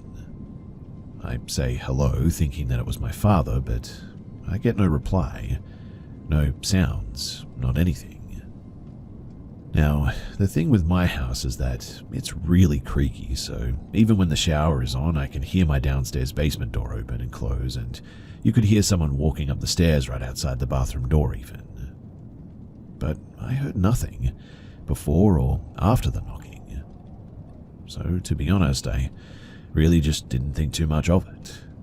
I was a little bit freaked out, I'll admit, but I chose to just sort of forget about it in the moment. I continue in my shower, and another about, I would say 2 minutes passes by, when I hear the same 3 knocks on the door again. Weirdly too, it sounded the same as the first time, like identical. Now, I'm definitely scared, so I proceed to yell, "Is anyone there?" And once again, I receive nothing. So, with the shower still running, I get out of the shower and open my bathroom door to see nobody. No one going down the stairs or anything. I walk out of the bathroom and check all the rooms up there, and I don't see anything. I look out of my bedroom window and I see clearly my dad sitting outside, so I brush it off again and tell myself that I'm just going to finish my shower and get out of the bathroom as quickly as I can. I go back into the bathroom, and as soon as I get into the shower, the same 3 knocks happen one more time. At this point, I am absolutely terrified. I turn the shower right off, and I open the bathroom door again to reveal nothing. Now, at this point, I go outside to ask my dad if he went inside at all, and he said that he hasn't. And genuinely I believe him, because usually I would be able to hear him if he came inside the house again. And to this day, this is the freakiest thing that has ever happened to me in my house. One more odd thing too to add is that this was my first real encounter, I guess you could say, with this possible ghost in my house, but I have one more thing to share. You see, a couple of months after the shower incident, I'm sitting in bed at about 12 a.m. I had just gotten off my phone with my friends, and my parents are sleeping in their bedroom 2 rooms away from me on the 2nd floor of my house. I'm laying in my bed on my phone, just scrolling through YouTube and whatnot. One side of my bed is directly up against my 2 windows, by the way, and the other side is near my bedroom door. So I'm just sort of laying there, and suddenly I hear a distinct loud knock on the window right above my head. I stood up terrified and tried to look out the window, but it was way too dark to see anything. One knock and that was all. Nothing else happened that night besides that. I'm still kind of confused by these weird encounters to this day, and I have moved out of my parents' house about 2 years ago now, so nothing else has clearly happened since then, but after those experiences I lived there for a few more years and nothing of that extent happened since. I have heard footsteps and things moving when I've been home alone, but really nothing like that.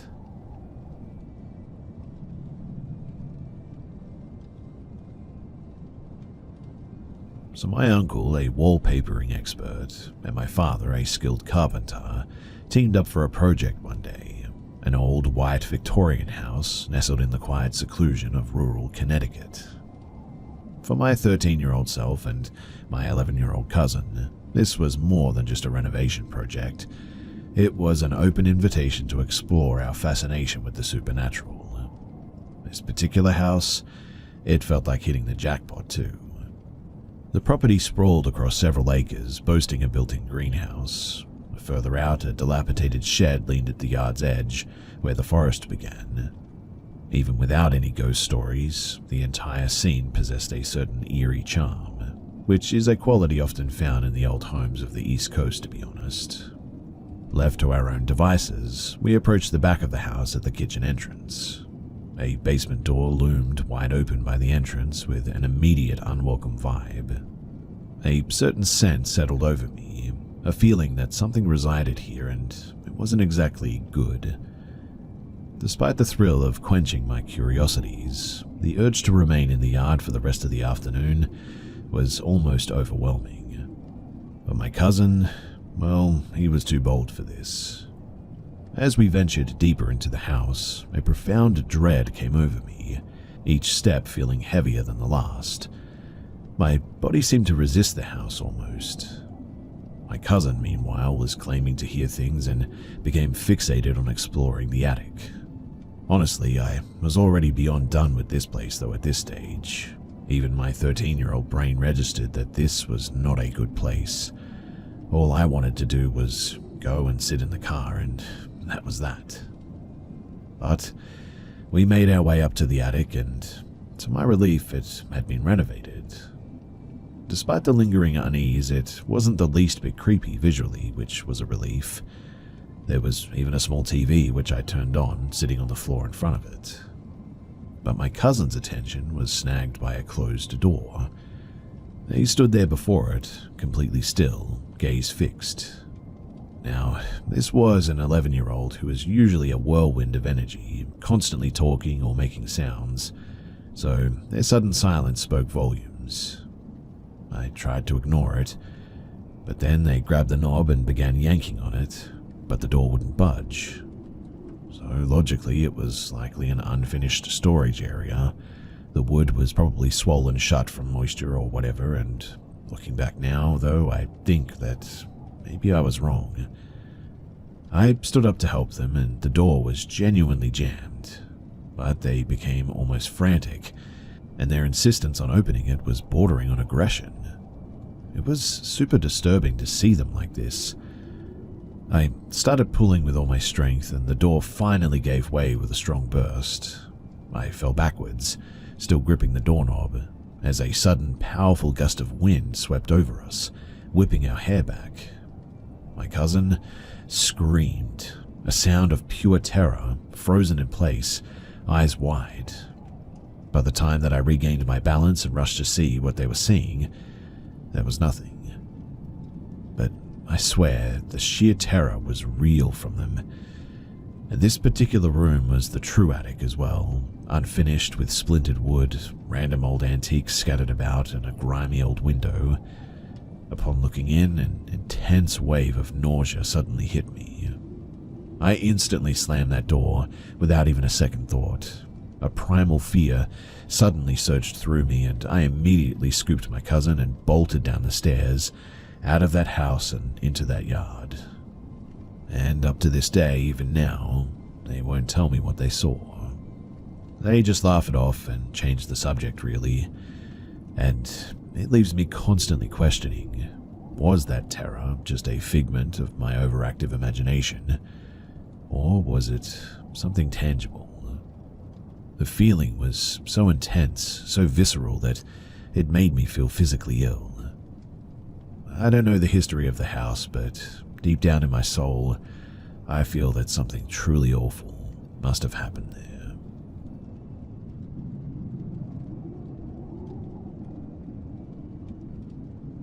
In the summer of 2023, I was camping with my family in Beaver Creek Campground in Montana for a few nights while visiting Yellowstone.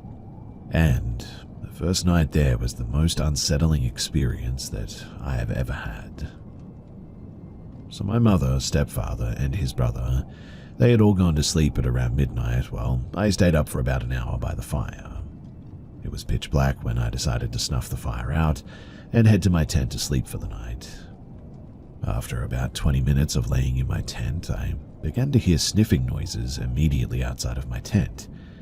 Fearing that it was a bear, I was completely frozen. This continued for a while until I heard the familiar breathing and shaking noises of that of a dog. I relaxed a bit, supposing that a nearby camper's dog had wandered off or something. I stopped hearing the dog after a while, but then I heard footsteps walking around our campsite, and the sound of a large stick being dragged along the ground all around. I was frozen in fear again at the possibility of a stranger walking around our campsite in pitch-black darkness. Suddenly, though, an obvious camera flash had gone off right in front of my tent. I was frozen, solid in fear. Later, it felt as though an animal or a person had laid down or cradled the corner of my tent as well. I felt a presence for maybe about 5 minutes and kept feeling as if something was lightly fidgeting with the corners of the tent. Still frozen, I prayed for this to stop. But then I was forced to make this person, or whatever, acknowledge my awareness of the situation when I sensed another's touch on the zipper of my tent door. I called out loudly, "Who's there?" My stepdad awoke and called out to me while I was too afraid to open my door. 10 seconds passed when I knew that he was out of his tent with his gun, and then I finally emerged. However, there was nothing there, and after I called out, I didn't hear or sense any movement going away from the campsite. All the while, too, my mum and stepdad have a dog in their tent which reacted to nothing the whole time. Well, that was enough for me. I slept in the car the next 2 nights, and thankfully nothing else happened. But I'm here to ask you guys if anyone has had any weird encounters like this in Montana near Yellowstone, or just in general, really. Thanks for listening to my story, and if you have any idea about what any of this could have been about, then please do share.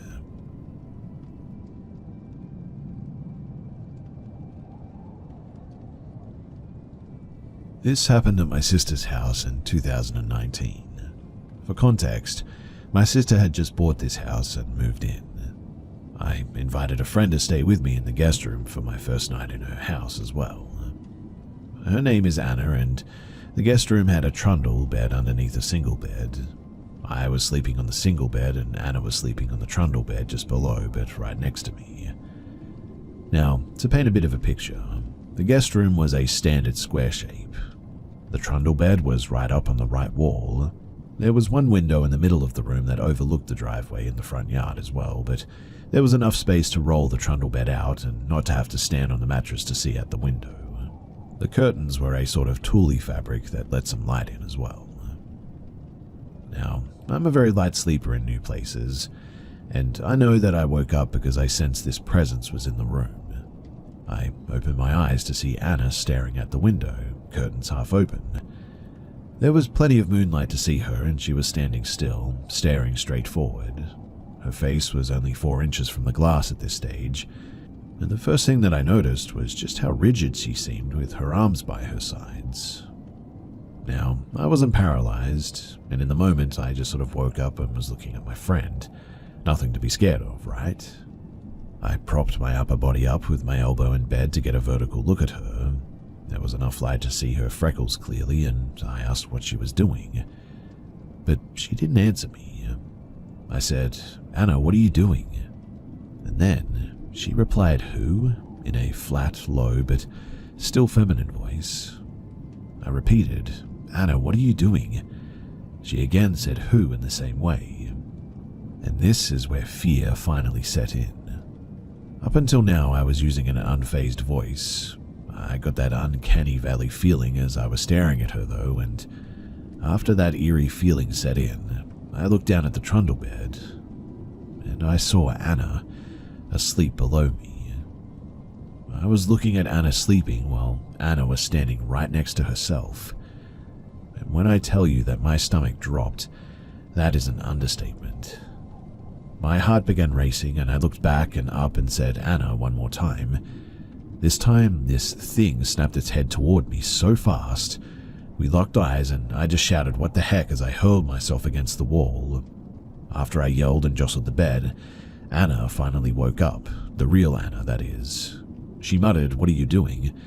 This made me look down at her, and once I looked back up at her, the fake one had vanished. I checked the time, and it was 2:40 in the morning, and I just said, "What the heck was that?" I explained what I saw to Anna, and I got up and reenacted it for her and shut the curtains.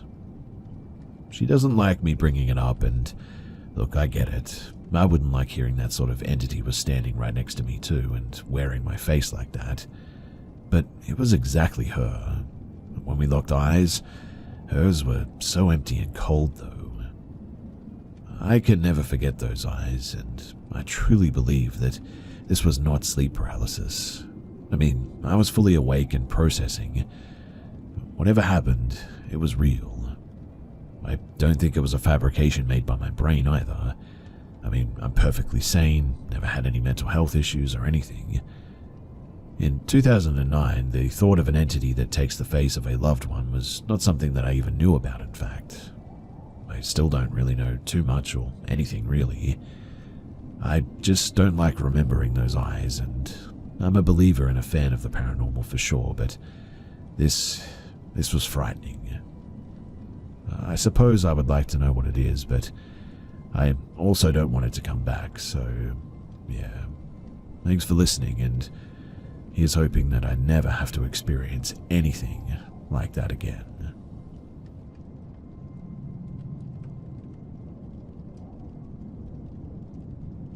So I'm male and 29, and this happened to me and my then girlfriend.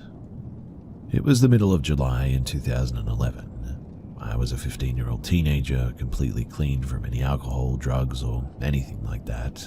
In fact, I was very athletic at the time and loved sports. I would even describe myself as a pretty responsible and grounded kid for my age. That summer, though, like every year, I was spending my vacation at my grandparents' village, a small place of around 400 people. There were always kids to play with, and we would stay out together from afternoon until sometimes around 2 or 3 in the morning. My grandparents gave me a freedom that I never had with my parents. In their backyard, there were 2 houses as well, and one was built by my great-grandparent, was over 100 years old. The other newer one, though, was built by my grandfather. That summer, for the second year in a row, I decided to live by myself in the old house, and my grandparents stayed in the other one for the time being. During the day, I helped my grandfather with farm work. We had a sort of small farm there. A lot of hard work, and in the evenings I went out with friends and came back whenever I wanted. Honestly, it felt like absolute freedom, and I loved it.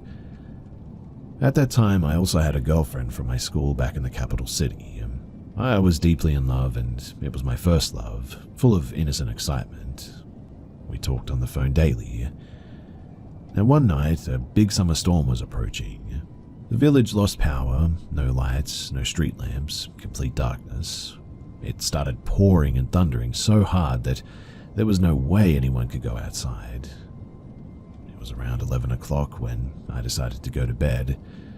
Outside, the storm was so fierce that the thunder made my bed shake, and it was really windy the whole evening. Surprisingly, I fell asleep pretty quickly that night.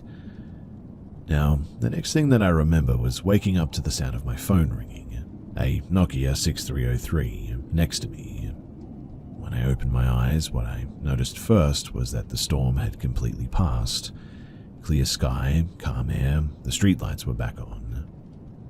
I looked at my phone and it showed my girlfriend's name. I answered the call, put the phone to my ear while laying down, closed my eyes, and we started talking, greeting each other and asking what the other was doing.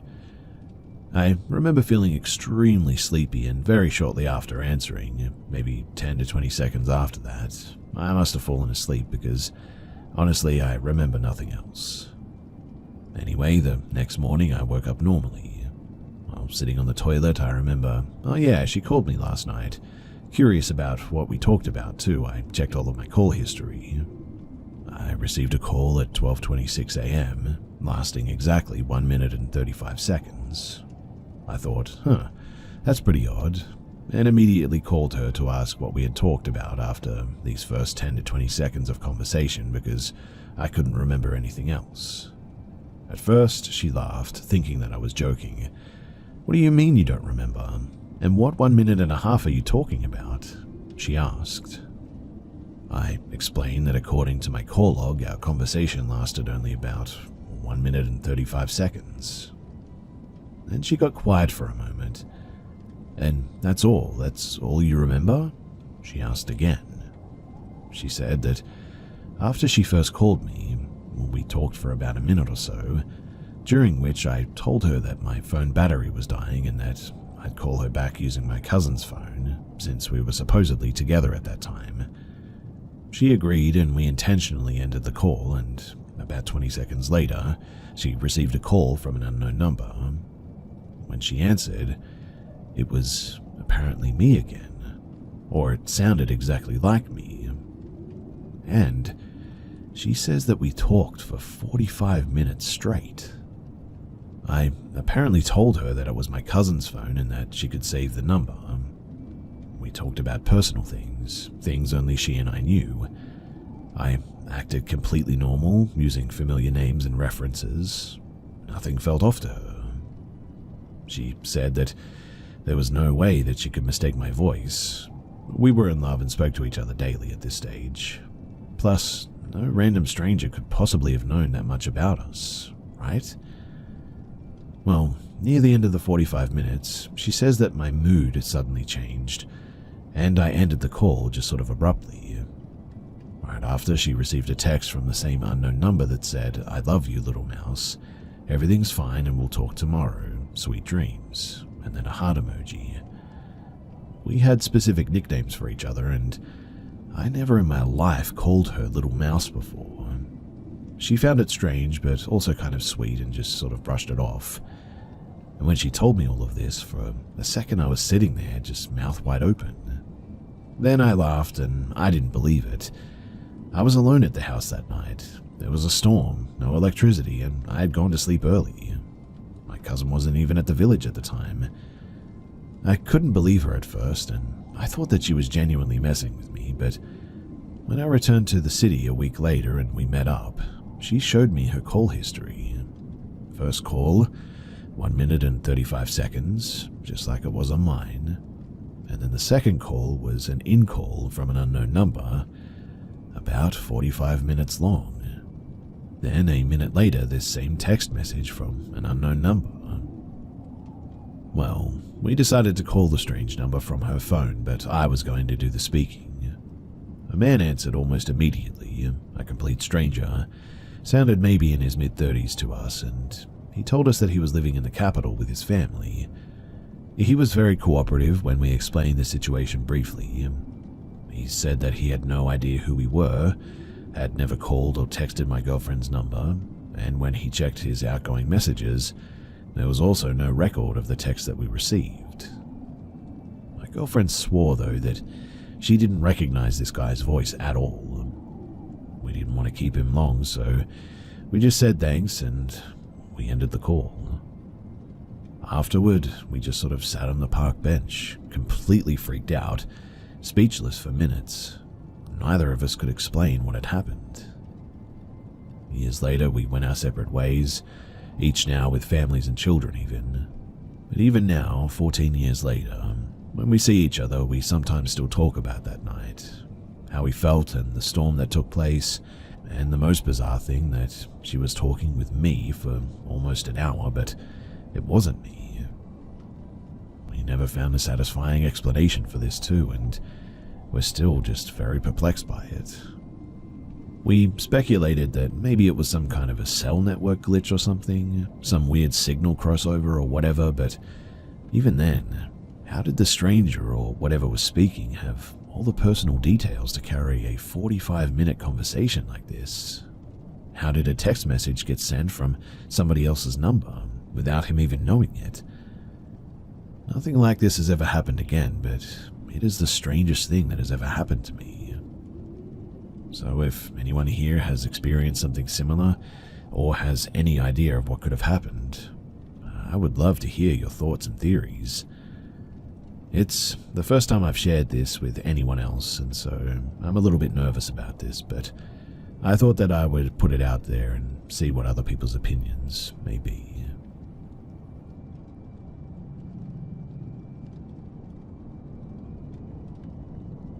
This happened back when I was 13. Me, my mum, my sister, and brother decided to go on a vacation in Morocco.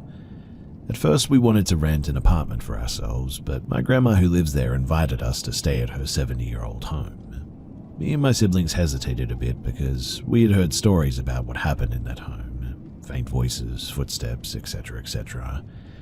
My mum changed our mind though and brushed the stories off. She claimed that they were lies just to scare us, and we told her that if we experienced something creepy that we would immediately leave the house and stay at our aunt's house. But for now, the vacation had started. We went to the beach nearly daily, we went shopping and bought a lot of souvenirs, and we chilled at the house a bit. And one night, we tried to sleep, but it was way too hot. Temperatures were around 30 to 40 degrees Celsius. So we decided to sleep on the roof. It's not really a roof though, it's more like an open roof room at the top of the house. We cleaned the floor first though and laid down on the mattresses and the blankets there. My brother fell asleep first, then my sister, and at last myself. I slept quite well for a couple of hours. There was a slight breeze and it was quiet, until the silence was broken by someone calling my name. It was a soft and soothing voice. I slowly opened my eyes and stood up to walk to the door. I first answered with a "Yes, who's calling my name?" to no reply. Then I walked to the stairs and leaned over the railing to look down, and what I saw, I have never told another soul. I looked down and saw a girl in a white dress looking back up at me, but her neck was way too elongated for her to be human. Then the girl just sort of turned around and walked away until I couldn't see her anymore. Well, I decided to quickly shut up and try to get some sleep and to go back where others were, but I couldn't. I don't know who that was, and I was starting to believe in the rumors about this house at this stage.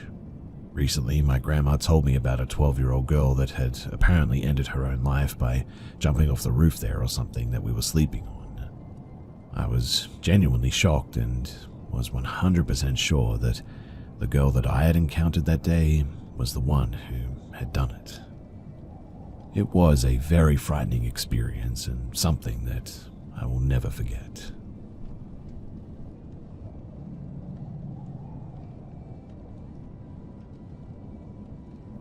I live in Ohio, a rural community, and this happened in the early 1990s. My girlfriend and I were at a local nature area.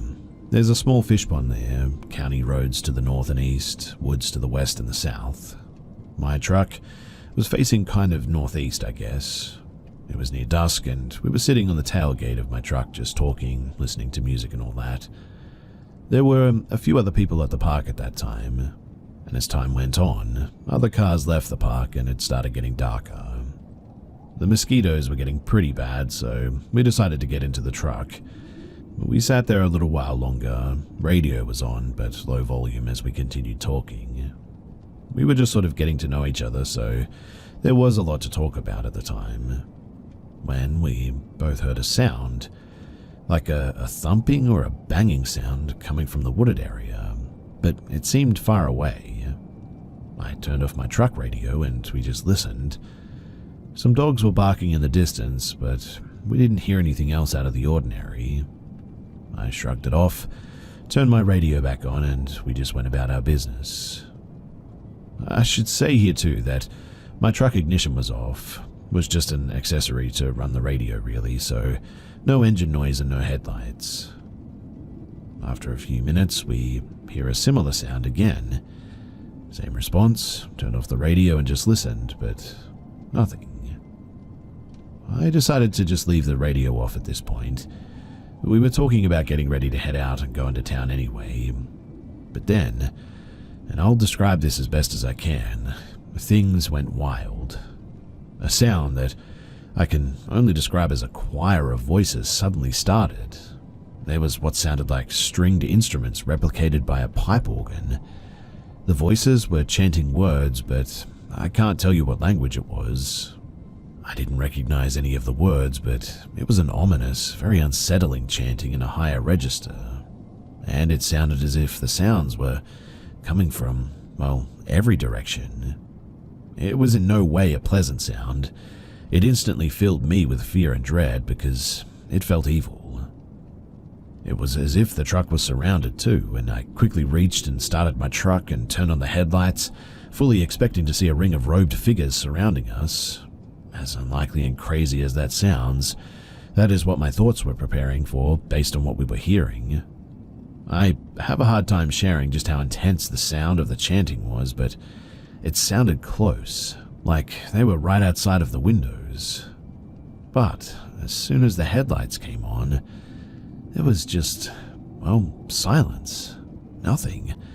Nothing running away, no sound other than my engine. Everything was completely normal. Without saying anything, I put it into drive and we tore out of the parking area and we headed south. Once we got away from there, we recounted what had just happened. Neither of us had an explanation, but agreed on one thing. It was, without a doubt, the most frightening and unexplainable thing that we had ever experienced.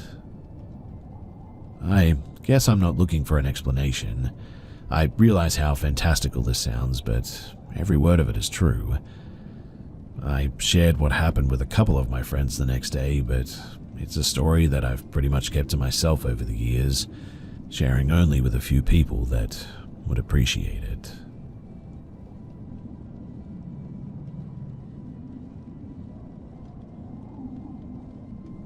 This took place back in 2019 when I was 11. My grandparents live in a large Victorian-styled home on the outskirts of Portland, Oregon. The building was made in the late 1800s, so it has that classic old building look to it. Me and my family go down there occasionally from our home up near Bellingham, Washington, and in early September of that year, my family decided that they wanted to pay my grandparents a visit. I was excited to see my grandparents, but not so much to go to the house. Up until that point, nothing out of the ordinary had happened in that house. The only thing it did was creep me out, especially if I was alone. The first day that we were there, though, nothing really out of the ordinary happened. My grandparents and I did our annual game of Clue, a murder mystery board game. We enjoyed dinner, and that was basically about it.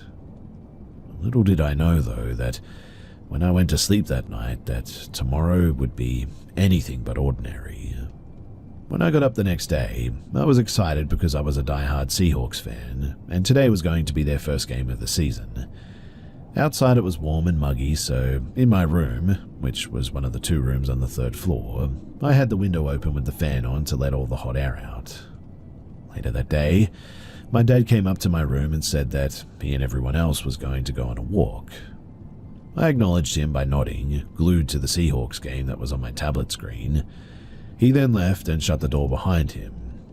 And what happens next still terrifies me to this day. About 10 minutes later, I heard what I thought to be my mum yelling from downstairs, somewhat annoyed. I stood up and turned the fan off next to the window, so as to listen if my mum was actually calling me, or if my mind was playing tricks on me. Then I heard it again. My mum was definitely calling my name. I opened the door, frustrated that I was missing part of the game, and yelled an annoyed, "Yeah?" When there was no response, I yelled down from the third floor stairs again, "Yeah?" Then my mum called back and said something like, "Want to show you this," or something like that. I couldn't really make out what she was saying. Annoyed, but not wanting to ignore my mum, I hurried down the stairs onto the second floor. "Where are you?" I called, genuinely not knowing where she was. "Here," she said. It sounded like it was coming from the first floor, but something was off. Her voice sounded very muffled and weird. I played it off as just me being paranoid, so I walked down to the first floor, now getting a little bit scared. "Mum?" I said. No reply. I searched almost every room and no one was there. That only left one room, the basement. Now, there was no way in heck I was going down there though, so I started heading back towards the stairs when, all of a sudden, the basement door swung open. I yelled, spinning around, but nobody was there. Then I heard footsteps walking down the basement stairs. Someone was definitely there. I then heard my mum say again, "Here," in that same weird muffled voice. In that instant, I got chills down my spine. Something definitely wasn't right. I turned and ran as fast as I could up the stairs and onto the second floor. I ran across the kitchen to the narrow staircase that led up to the third floor. Then I stopped dead in my tracks, paralyzed with fear. At the top of the staircase was what I can only describe as a shadow-like person, without a face, saying in my mother's voice, "Here." I screamed at the top of my lungs and practically threw myself down the stairs and straight out the front door. I then waited outside near the trees, glancing over my shoulder every 2 seconds before my family finally came back from their walk. When I told them what happened, they didn't believe me at first, but seeing as I was crying and looking genuinely freaked out, they told me that they believed me. I don't know if they were telling the truth or they just wanted me to feel more comforted, but either way, there was no way that I was sleeping in that building that night. After about 10 minutes of reasoning with them, I decided that I would be more comfortable if I slept with my parents that night. This incident still haunts me to this day, and I rarely, if ever, sleep in a room alone in that house anymore.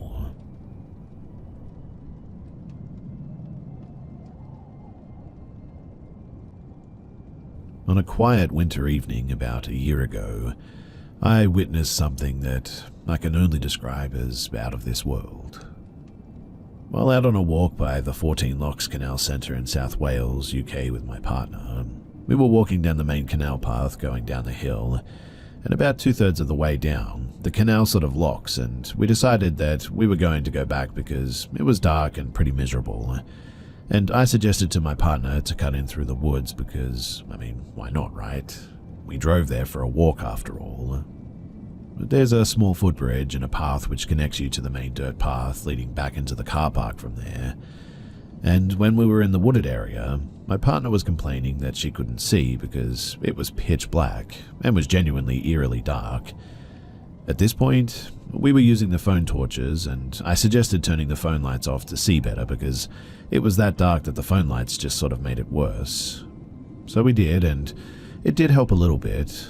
And as we carried on walking towards the main dirt path going back to the car park, as we got onto the dirt path, I spotted something white in the corner of my eye that caught my attention, just by a tree on my 4 to 5 o'clock position, about 12 feet behind me.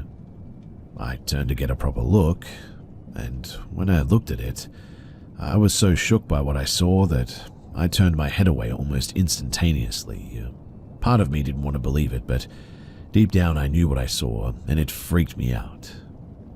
About 10 steps later, I said to my partner, "Babe, did you see that?" Of which she replied, "Yes, let's get out of here." As she's saying that too, we glanced behind again, and this thing was right behind us now. At this point, we ran. We really got on them 10 toes, and we didn't stop until we reached the car park. It's funny how the way back to the car park is uphill, and a pretty respectable walk on a good day, but we sprinted up that hill like it was flat, out of adrenaline and pure fear, I guess. Now, I know what I saw was real, and I honestly shivered inside when she replied acknowledging that she saw it too. This thing, whatever it was bright white in color. I can only describe it as a skinny-ish figure, but the thing is that there wasn't any obvious legs, arms, or features. It was about 6 to 7 feet tall and had a glow to it, and it hovered about a foot off the ground as well. I can remember this day like it was yesterday. It was like a white smudge in the air, roughly the shape of like a round milk ice cream stick, but at the same time a little bit transparent. Now, I'd normally be skeptical of ghosts and all that, but if I ever needed solid concrete proof that ghosts or spirits or, dare I say, alien entities exist, then that was it in front of my face. The fact when I asked her, "Did you see that?"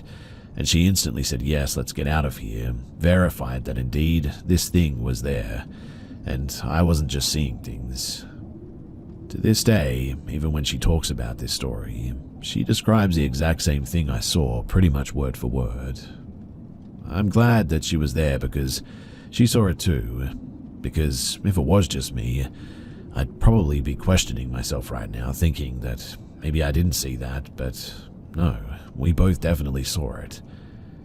I've gone back to 14 Lock since then, just to confirm that there's no signs or posts which could have reflected light or something, moonlight or general light pollution, and basically tried to debunk what I saw in any way possible. But the thing is that there's just nothing there that was the same height or even capable of reflecting light, so this thing was there for sure. Was this a ghost sighting though? Why did it just randomly show up, as I've been through there many times over many years and never seen anything like that before? It clearly knew that we were there and it was interested in us, considering that the second time I glanced at it, it seemed to have moved closer to us, much too close for comfort in fact. I've heard similar stories elsewhere and no one believed them either in their stories, but it's crazy to think that there's stuff out there like this.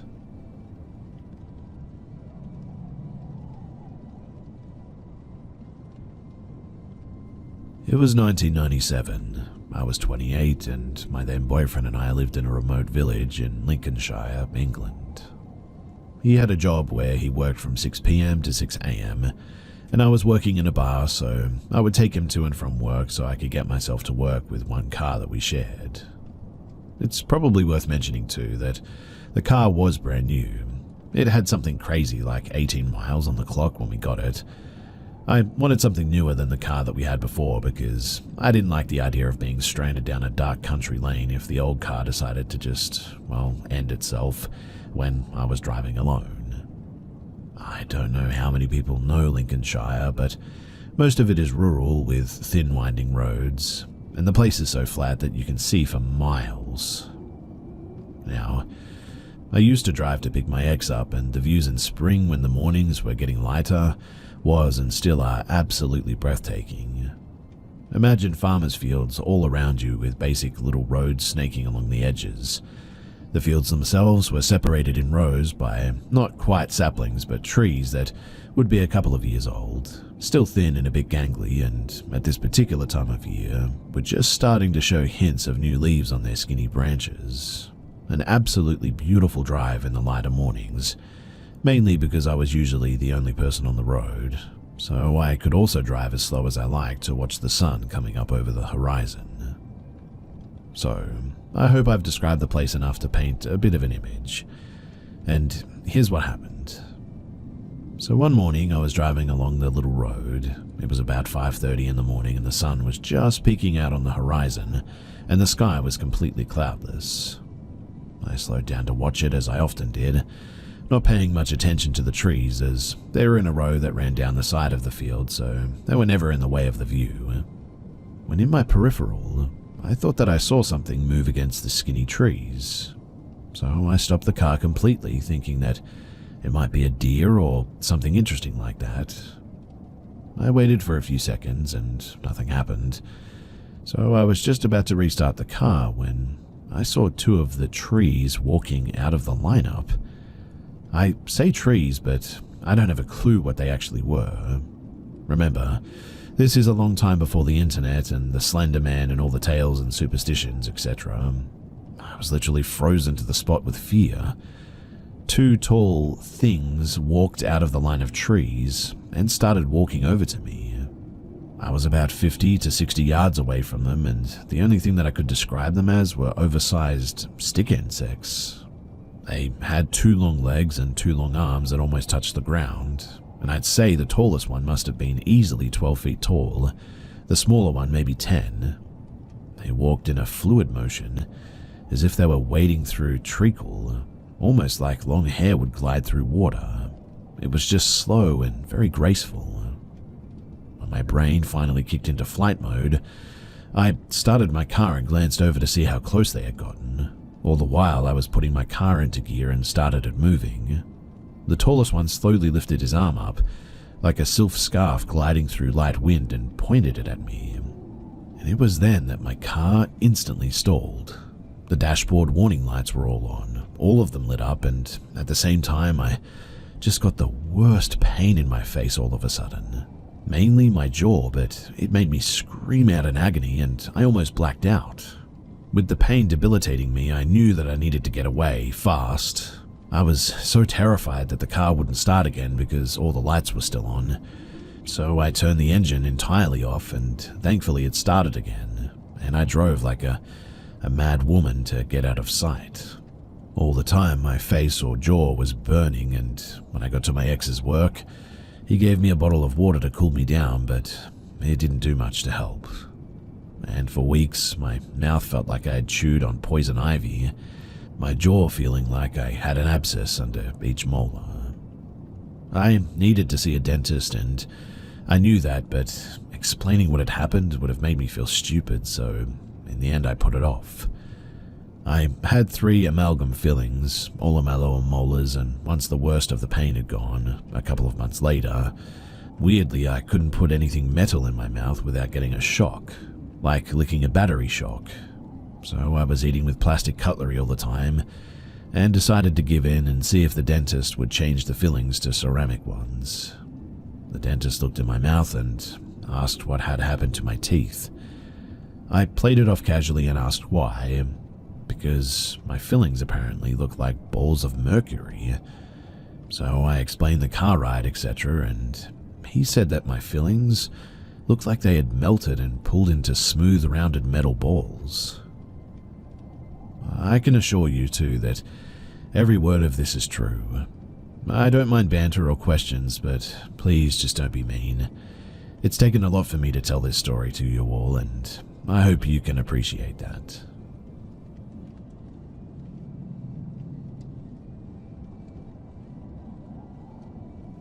I lived in this farmhouse from 2 to 10 years of age, and my mum said ever since we moved there that I would tell her every morning that somebody was sitting at the foot of my bed. I don't recall this because I was so young, but I do remember going to sleep in my brother's room across the hall because the shadow man was in my room. One morning, my mum woke me up for school and said, "Come on, get up." She went to the shower next to my room, but when I finally went to move, I felt something grab my ankles and a low growl sound. I absolutely just froze at that and remembered the anxiety that I felt, and my eyes watering too. The feeling let up and I went to move again very slow, and it did it again. My mum came in and was mad, saying, "I said you need to get up," which I replied, "I can't, something is grabbing me." At that point I was able to get up again. I don't know if this was sleep paralysis or, well, what it was, but I also remember that we had a cat, Oreo, and she never slept with me. So one night I carried her to my room and shut the door so that she had to sleep with me. The minute that I sat her down, she ran under the bed and growled so loud, meowing in distress. She jumped up onto the bed on my chest, swatting my face, and bit me, and then ran back under the bed growling again. I remember leaping from the bed scared that she was going to bite my ankles, and when I opened the door, she sprinted out of the room. I didn't think anything of it at the time until I got a bit older. There's honestly many more stories to that house as well. Me and my brother both saw the shadow man and watched him reach up to the shelf on the wall. On the shelf was a big glass unicorn my mum got from Mexico. He touched it and it fell to the ground and shattered. My parents woke up from it and we told them the shadow man did it, but obviously they didn't believe us and thought that we had done it. And we still remember this to this day. Before we inherited the house, my dad's uncle lived there alone, and one day he came home and had a heart attack in the front door and fell down the steps and wasn't found until later. My mum also said at night that she'd hear a 5-gallon bucket being tossed back and forth in the basement for some reason. But perhaps the scariest thing is that I reached out to the owners who bought our farm. I asked them if anything unusual happens in the house, and they responded with a text message. It read, "I know at least a few times they have. I don't remember anything specifically besides one time Lauren was putting his boy to bed when he was young and Trayton told him that there was someone in the doorway and that he hung out up there sometimes when obviously there wasn't." That message sent chills down my spine.